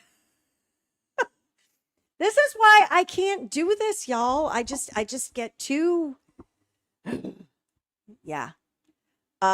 Sebastian Rogers, Mrs. Georgia Mom, this reminds me of the Tennessee Sebastian case in a way so sad. Sebastian Rogers, yeah, I am not following that one because, because instead we're going to follow a different Tennessee case. This missing person case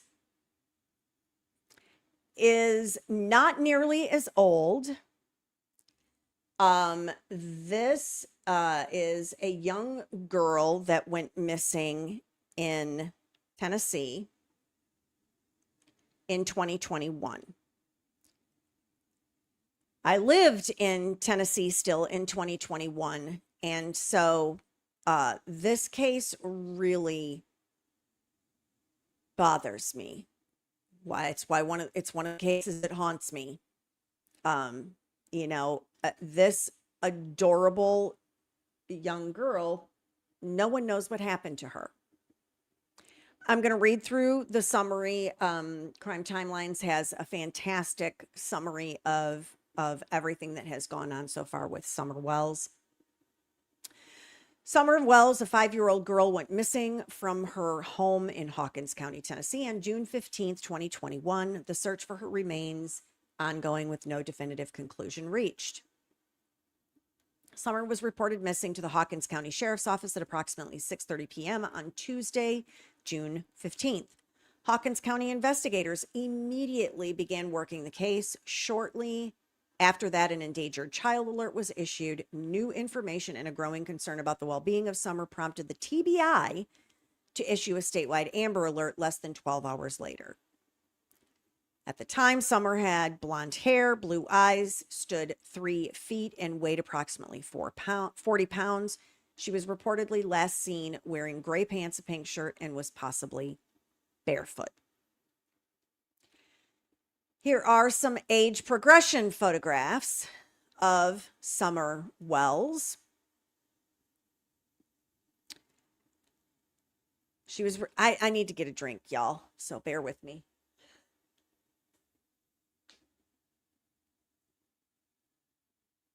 This one's weird.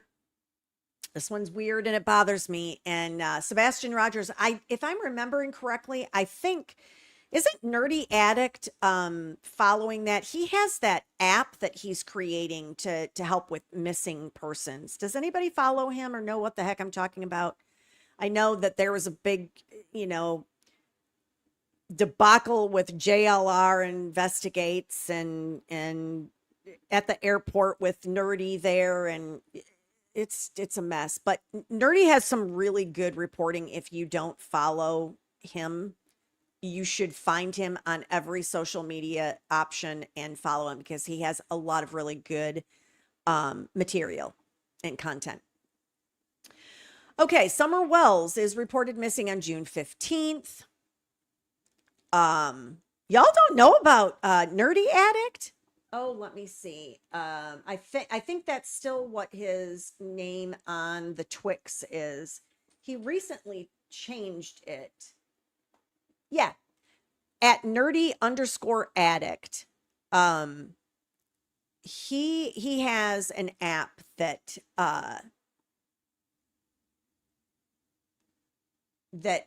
he's been working on. Nerdy Addict, ADDICT. So yeah, cool dude. I've followed him for years. Okay, back to Summer. Summer Wells has been reported missing from her home in the Beach Creek community by a family member. Her disappearance has led to ground searches involving multiple organizations and various methods. This situation is not the only tragedy the family has faced. In 2009, Summer's aunt, Rose Marie Bly, also disappeared under unusual and unresolved circumstances. Summer Wells' timeline. On June 15th at 5:30 p.m., Summer was planting flowers with her family shortly before she was last seen. The flowers were planted in pots. Yeah, Peppermint PJ, it is hard to believe it's been 5 years. 6:30, Summer Wells is reported missing from her home on Ben Hill Road in the Beach Creek community. Her family states she was last seen going into the basement to play. Summer was wearing gray pants, a pink shirt, and is believed to have been barefoot. She stands at 3 feet tall, weighs 40 pounds, and has blonde hair and blue eyes. Thank you, Kelly, for posting that. June 16th, 2021, at 12:07 a.m., the Amber Alert is issued. I'm sorry, an endangered child alert is issued. Less than an hour later at 1 o'clock, I think that's supposed to be, oh no, maybe it is 1 p.m. So almost 12 hours later, the alert is upgraded to an Amber Alert as the search intensifies. At 4 o'clock p.m., officials with the Hawkins County Sheriff's Office and TBI held the first of what would be several news conferences updating the public on search efforts.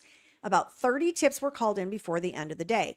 I remember that part because I remember instantly that niggling feeling in the back of your neck, and I was like, this is not smelling right to me. I instantly had issues with this case.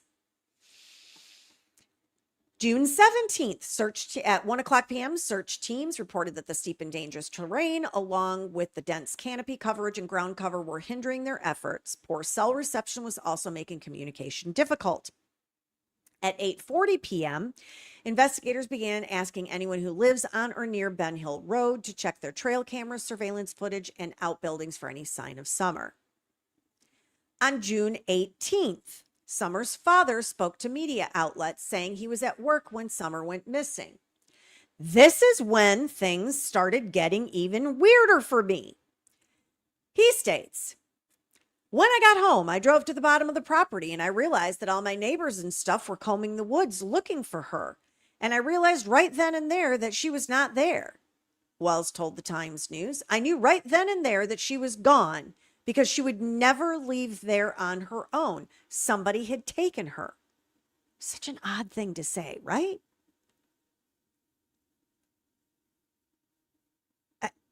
You know,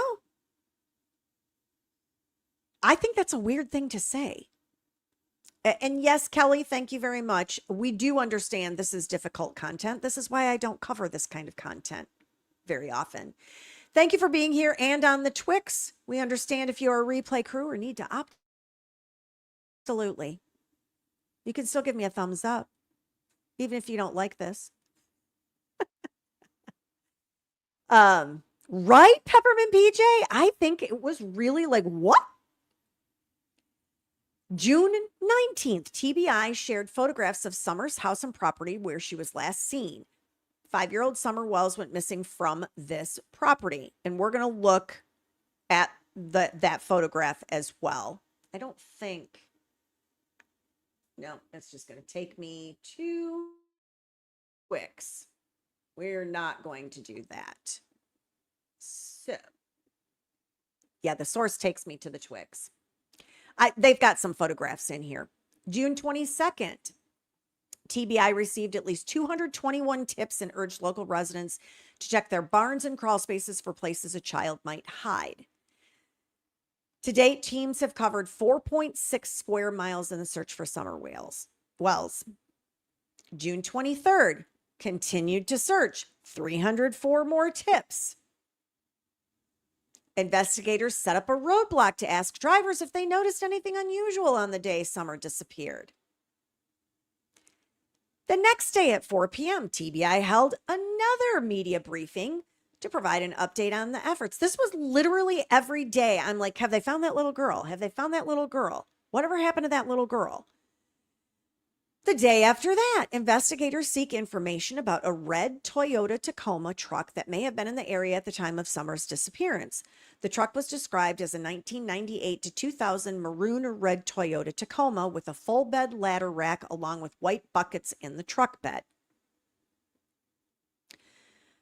2 days later, searches scaled back due to the terrain. And then Don and Candace Wells, 3 sons, are taken into custody by Child Protective Services. Did y'all catch the timing on that?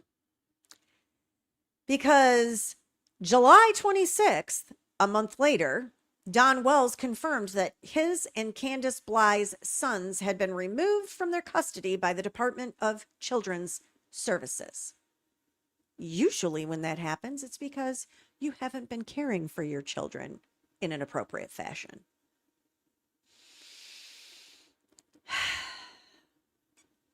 June 29th, TBI has now received 650 tips. They're urging the public to share info from credible sources. My interest got piqued right away with the whole taking the children into custody. Y'all can tell me in the chat if you think that's odd. I felt like that was a massive red flag. Massive red flag. Polk County Sheriff's Office in Wisconsin told news outlets that Summer's disappearance renewed interest in the case of her missing aunt, Rosemarie Bly, who vanished in Polk County in 2009. Y'all tell me, do you think it's weird to have 2 family members go missing? I mean, I'm just asking. Seems odd to me. Maybe not. Maybe it's just me. I think it's weird. July 12th, 2021, more tips received by the TBI and still nothing. October 30th, 2021, oh, Daddy Don Wells is arrested on a DUI charge. A month later, not even a couple weeks later, November 12th, 2021, Summer's parents, Candace Bly and Don Wells, appeared on the Dr. Phil show. Dr. Phil was also joined by body language experts, our friends, and who I absolutely adore, Greg Hartley and Scott Rouse of the Behavior Panel. If you haven't checked them out on the tubes of you need to do that as well. It's a 4-person panel. Chase, Greg, Scott, and I cannot think of the Brit's name. Anyway, check them out. Also very cool. November 30th, the search resumed. With the change in seasons, the landscape more visible, aiding in the ongoing investigation. December 1st, they're still searching. Searching. Then her birthday passed on February 4th, 2022. And 3 days later, Don Wells pleaded guilty to his DUI charge. Do y'all see like patterns of behavior that could be alarming or an issue for this particular missing person? Jeez. March 1st, Candace Harrer, Summer's maternal grandmother, spoke with News Channel 11 in her first on-camera interview since Summer's disappearance. She recounted the day of Summer's disappearance and the last time she saw her granddaughter. And we're still searching in March. We held a vigil in June.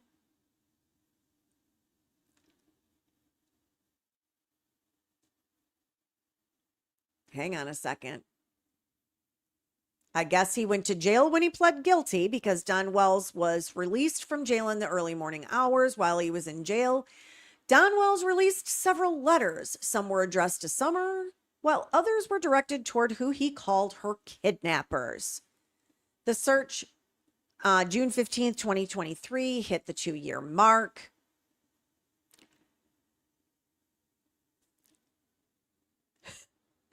October 31st, he served time for his DUI conviction, it looks like, yeah.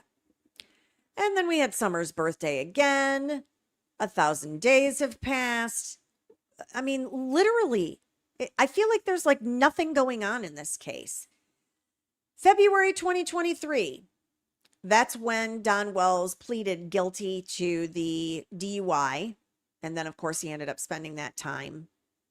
8th birthday, 3 years, 4 years. It's like, it doesn't even feel like the family's concerned. It's so weird to me. New age enhanced photo, which we looked at that earlier. Reported missing. We've gone over, they have worked searched the phones and computers belonging to the Wells family.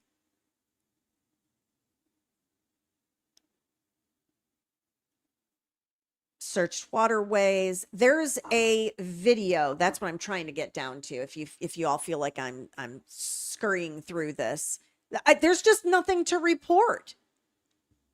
Is there evidence that Summer was abducted? None that we've developed at this stage.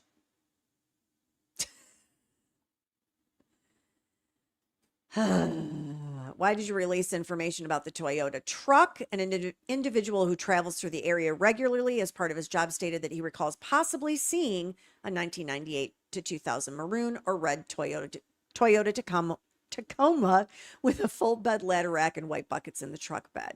Yeah. This is the interview of the parents. Y'all ready for this one here? Let me see. I'm going to take this off the stage here for just a hot second. Well, I'm going to try to get it queued up. I took my ears off, so. Yeah, the family's definitely not demanding answers. You're right, Mrs. Georgia Mom. And Melissa, right. You wouldn't be concerned if you knew the truth. Exactly. Vanished from her own home in broad daylight while she was planting flowers with her family in a pot. Sure. Let me see if I can get this queued up for us. Ooh. That's better for us. I'm going to try to just let this video speak for itself. I'm going to try. A lot. I know she didn't walk away from this property by herself or off this yard by her swing I feel in my heart that somebody has came up here and took her, has lured her away from here. Me and my mother and her were planting flowers. And we went in after we got done washing our hands, and she got a piece of candy from Grandma, and she wanted to go back over and see her brothers. And I said, okay, and I walked her all the way over to the porch, and I watched her walk into the kitchen where the boys were watching TV. And I told the boys, I said, watch Summer, I'll be back. And within 2 minutes I came back, and I asked the boys where their sister was, and they said, she went downstairs, Mom, to play with her toys in the playroom. I said, okay. And I yelled downstairs for her a couple times, and I didn't get no answer, which was unusual because usually she always answers me. And so I went down there to check, and she was nowhere in sight. She was just gone. I don't go on walks around here or runs because I'm scared of the bears and snakes and even the coyotes that are around here.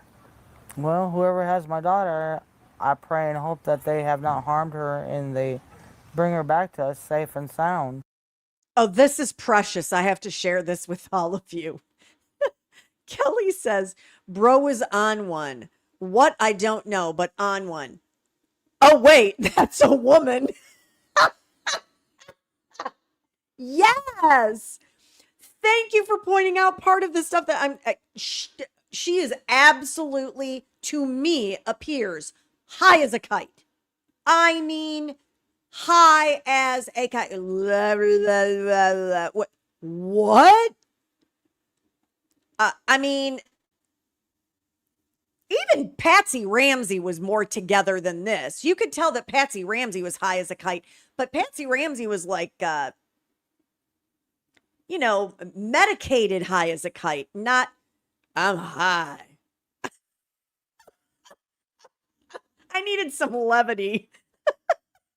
Oh, thank you so much. I don't know the answer to that, Debbie, whether the neighbors knew of any mistreatment, but the children were taken away. So, there's that. So we're going to continue. Just go to the FBI, the police, and clear it up. I don't know, it seems kind of elusive. It's really strange that I've never seen this truck, and I've never heard of it until just recently. But I wish they would come forward and explain themselves. And if you're not a suspect, at least come forward and say what you've seen. She was a tomboy. I shaved my head. She wanted to have her head shaved like me and the boys did. She tried to shave her head in the back and make it, I think you can see it in some of the pictures, and it was getting out of control. So we decided to shave her head off and let it grow back long, and she shaved her head so she wouldn't feel bad, and but it didn't bother her at this point. Well, I knew right away that she was abducted. I knew that right away, and that's what I told them from the beginning. But they have to go through their, I forget the word. Investigation. They have to do one step at a time, I guess. But I'm sorry that they had to spend so many man hours in these woods and everything. I've seen them limping and everything else, and I feel for them. But I just wish that. I'm sorry, outrage. You're apologizing that people are having to search for your daughter that is missing? What? Y'all, I have never seen this whole interview. I only saw bits and pieces of it. Wow. Y'all, I apologize. Holy smokes. Apologizing because they're looking for your missing daughter. Shut the front door. There was a way that neighbors could search neighbors' houses, and then if they're not willing, get a search warrant or something, but there's just no way you can search every single house, in the eastern United States or whatever. But I wish there was a way. Just thankful for the person or persons that's doing that, out of love, trying to get information and trying to get her found. We thank them from the bottom of our hearts. That means a lot. And we thank everybody who's trying so hard and praying so hard. And she's an awesome young lady, and we just want her back. But, yeah, there's always going to be haters, and it's always going to be that way in this world. And we just want to focus on the good friends and Christian people that are trying to help us and praying for us and praying for Summer. And we thank them from the bottom of our hearts. And that's the kind of people we try to relate with and socialize with. So we don't know anything about, no red truck, or we hardly know many of our neighbors. Because we just try to be around good people. And we do have good people in this area. We found out since this has all happened. We got some real good neighbors and good folks everywhere. But the most important thing is to bring Summer home safe. I'm sorry that you feel this way about us, but we love our children with everything we have. We've never went without, thanks to Summer's daddy and my husband. He's always provided for us and has worked as much as he could and can and still is. And I'm sorry that you guys feel that way, but that's my baby, and nobody would ever treat her like that as long as I was around, ever. She loves to dance. She would always want me. She says, "Daddy, hold my hand so I can twirl," and she would just like to twirl and twirl and twirl until my arm got tired, But I put out there that one of Summer's favorite songs was Godzilla, and they say, and they're jumping all over me about past tense was, well, I'm sorry about that. It's just. She also liked the song by New Breed. It was called House, My House. She sung that a lot of times when I play it on the TV. She loved to dance. She liked to think of herself as a princess, and and all that, like all young girls do. And she loved Frozen. She loved to be that. Y'all, the past tense-ish stuff that is happening in this interview, my dad passed away 2.5 years ago, and I still have to catch myself. My dad, 2.5 years, I still have to catch myself that I don't speak in present tense. I feel his presence with me so much of the time that it's almost impossible for me to speak about him in a past tense. And that's after 2.5 years. And not my child. It's my parent. What is happening? This is awful. Chaos Granny, do you think she was sold? I think I believe either that is the scenario, or there was some sort of drunken rage or something, and they killed her and disposed of her body. That's just my take on it. I'm I have no facts to back that up with. That's just how I feel about it. And yes, Debbie, he makes no sense and does not have any tears. You're absolutely right. Those are the things. It's like, This affect from both of them is so bizarre. And yes, I think she is likely drunk. I think that's probably their drug of choice. And KS Granny, I did not know that he tore down the flyers. If that is true, that is shady and a problem. All right, we'll continue. My apologies. The past tense is just throwing me. She loved to dance. She loved Frozen. You don't say that as a parent. We just watched Kyron Horman's mother, and I think she was still talking about Kyron in present tense. 15 years later. Kelly, I'm not entirely sure exactly when this interview was done, but I'll get the data on it after we finish watching it. Elsa and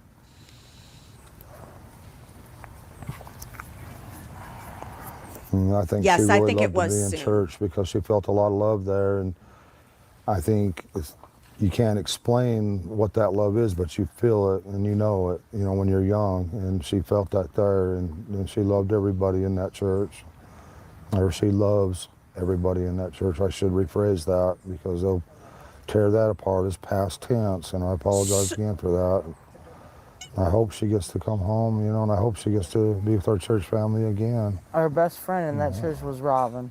She loved her to death. Yeah, she looked up to women that were... She come to that church, she went looking for Robin. That was her favorite person. Any woman that was professional, that was pretty, yeah, beautiful. She looked up to those kind of women. She, they were, the word I'm looking for, I can't think of it, but she looked up to them. Admired? She'd give them a run for their money every day. She'd give them a run for their money. And there was times, we'd be, at our boys, like, don't do this and don't do that. And next thing you know, the stick would come up and just whop them, and it'd be like, Summer, don't do that. Summer was the boss of the family. Yeah, she was. Typical girl. When they get out of line, she'd put them in line. She'd do her best. She loved to play in the mud and the water and swing on her swing and enjoy dirt. When I run the lawnmower around, she would run behind me. When the boys run their bikes around, as fast as that little bike could go, she would be behind them running and keeping up with them, no problem. She loved to run. She just loved to run. And, loved. She could pull herself Past up tense. on that swing, Past her tense. full body weight with her two hands. And she could do that. None of the other boys can do that, but she can. Was she in school yet? No, she's going this year. This was supposed to be her first year of She's been, kindergarten. we did all the, what? I took care of everything. Yeah. I had her already taken all of her shots and registered in the school ready for this year. Yeah. I just never expected for anyone to get a hold of my heart like she has, because I try to guard my heart as much as I can, but she holds my heart in her little hands, and I love her with all my heart. I'd do anything to have her back. Your little girl. If there's any way, if you can find it in your heart to release her somehow, I don't know how you might do that. I mean, 'cause you're probably scared of going to prison for the rest of your life and everything else, I'm sure. But please find it in your heart, have mercy, and find a way of letting her go and where we can get her back. And just please have mercy on her and, and us and her brothers. And she's such a loving, good spirit. Please don't hurt her. Please let her come home. My biggest fear is, her being tormented or locked in a dungeon or basement or something, because she loved to be outside all the time. How are you even saying that? Unfortunately, her downfall, because a lot of times the boys would be inside and we'd be like, "Where's Summer? Why'd you leave her out there alone?" you know, go get Summer now, you know, and that's happened over and over again. You are the parent! And we'd come out and she would always be close by, but we was always coming, she had to be outside. She was an outdoor person. And She loved to be outside. You know, and I'm so afraid that she's locked away.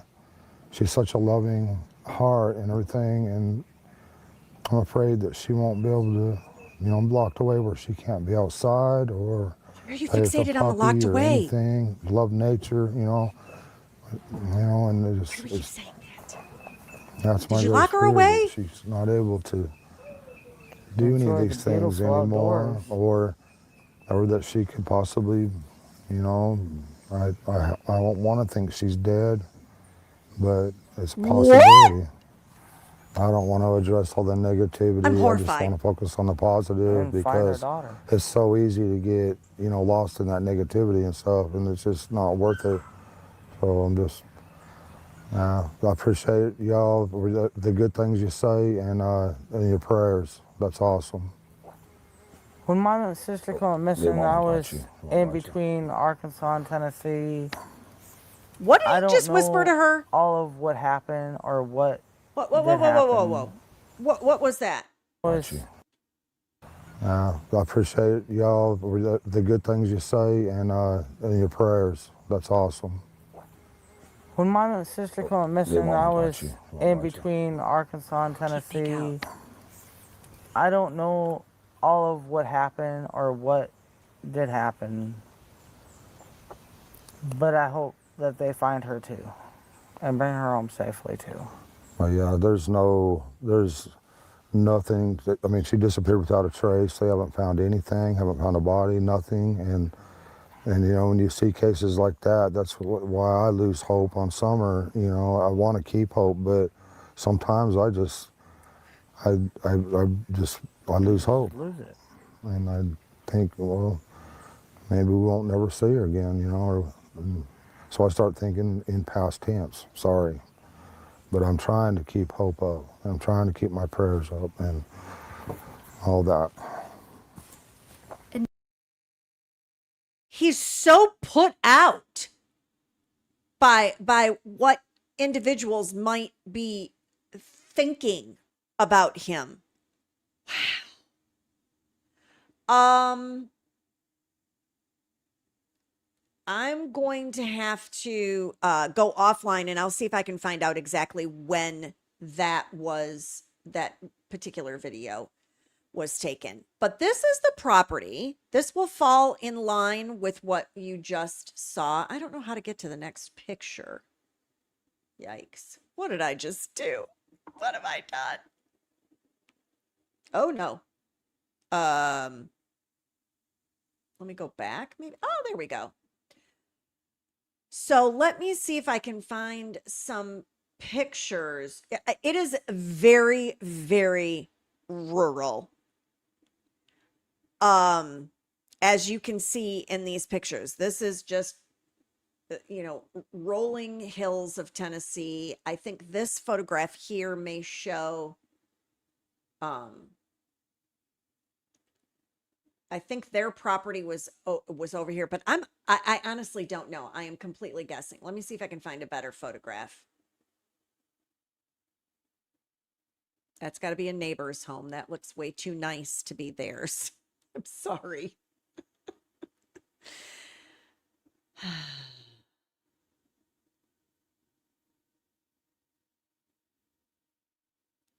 Yeah. This is what I'm talking about. I believe this is the property that Summer was living at.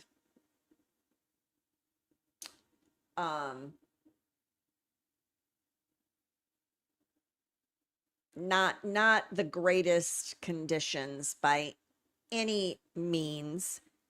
I feel like, yeah. Yeah, I don't know where this basement was that they were talking about, but the rest of the house looks pretty freaking scary to me. What part of Tennessee, east or west? You know, I will have to check because this was in, I don't remember what county. They said, and I've forgotten because my bandwidth is decreasing as the day gets longer. Hawkins County. Let me take a look and see if I can find where Hawkins County, Tennessee is and give you an idea. I feel like it's in East Tennessee, but I'm not positive. Oh, let's see. County seat is Rogersville. This is not helping. Yeah, definitely East Tennessee.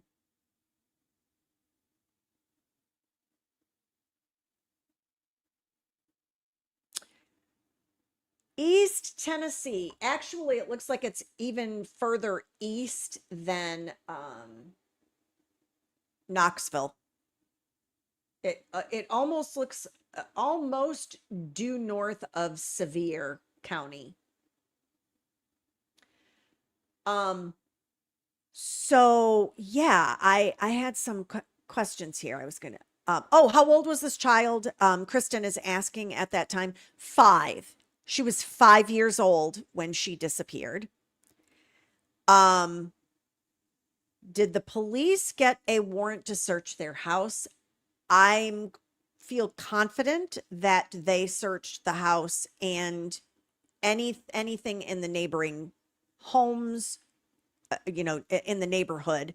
I say neighborhood, but I mean, seriously, there's several acre parcels. So, yeah, registering her for school would have made most parents break down. I want to cry, and she's not even my child.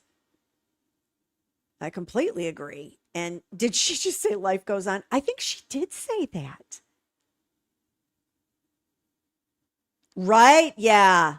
Ah, I thought east. Uh-huh. Yeah. You know what East Tennessee's like. East Tennessee's got a vibe and West Tennessee's got a vibe. So, yeah. Summer Wells, my other missing person case that has me overwrought. I know someone asked about Dr. Shaknovsky, so let me do a quick check to see if there was any update on him. Bear with me while I check that. And I got some intel. I'm not entirely sure what this means, but I spoke with someone on Joseph Duggar's defense team, and they made a statement saying if Joseph Duggar's case goes to trial. So I'm not sure what that might mean. Typically when someone says that to me, I think, possibly a plea deal. So I don't know if that's where we're headed in the Joseph Duggar case or not. But I'm still paying attention to it, and I still got my feelers out there. And what just happened? Person case search. No, person search. What am I doing? Shaknovsky. What? Did you change your website? I hate when they change websites. I just checked this thing.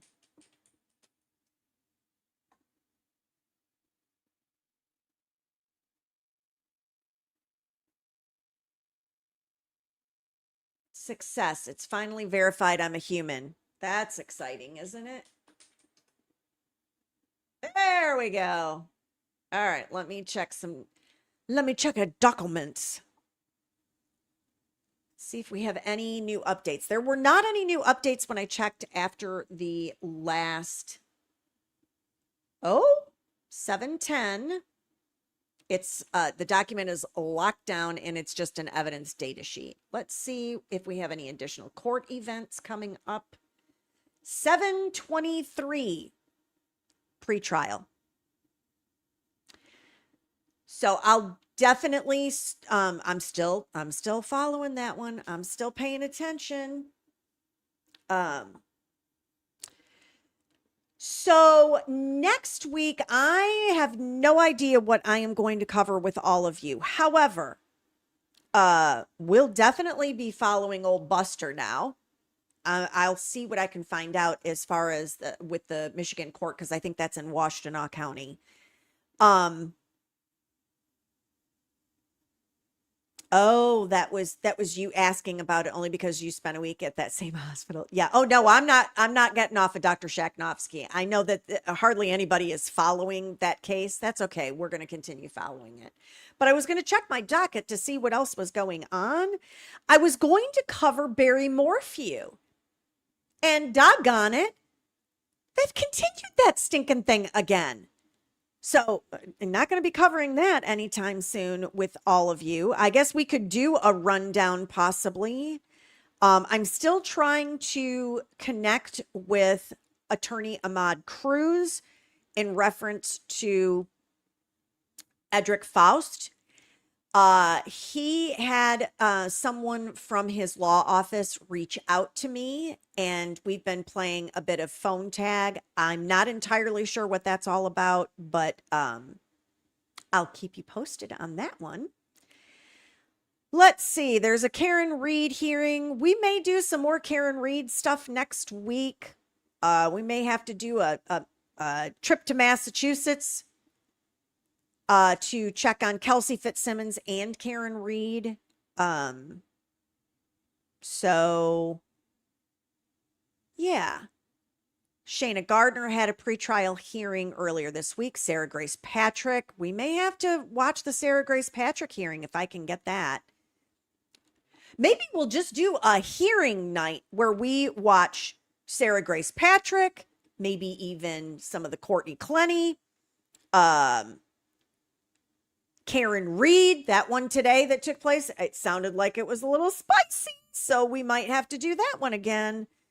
So I'll check and see what we have coming up, and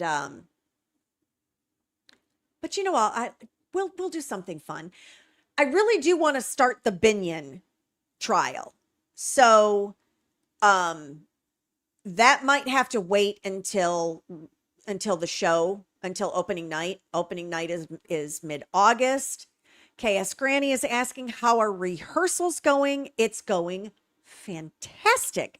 It is a very talented cast. I am very fortunate to have been cast in this with so many talented performers. It's really amazing. I had a music rehearsal last night with the music director, and we are going to finish the last two scenes of blocking for Act 2.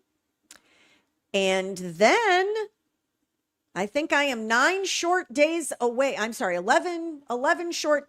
from having to be off book. So I'll be doing some hardcore saying. I'm good with Act 1. It's Act 2 that I need to make sure I get all my lines memorized. So, but I've got time. I'm good.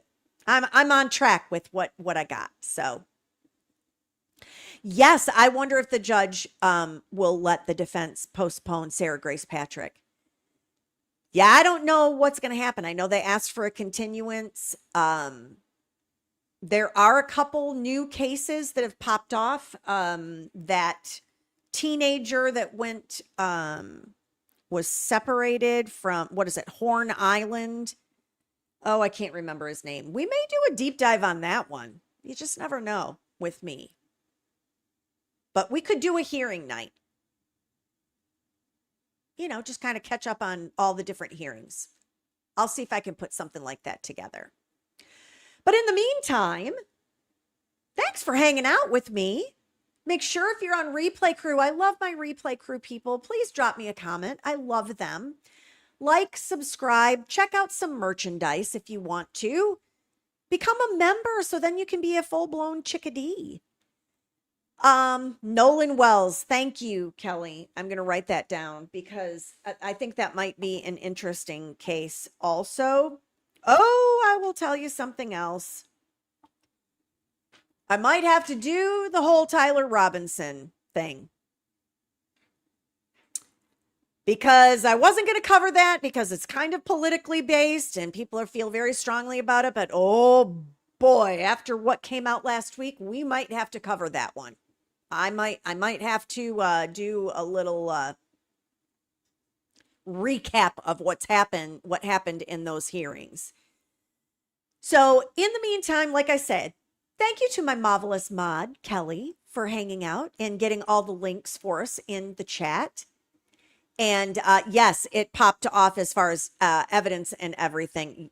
Yeah, I think we want to pay attention to the Tyler Robinson case. So, and we'll just have to make sure that we keep it very anti-political, apolitical kind of live stream about it. Because, you know, I don't like controversy. I don't like all that mess. So thank you all finally for being here.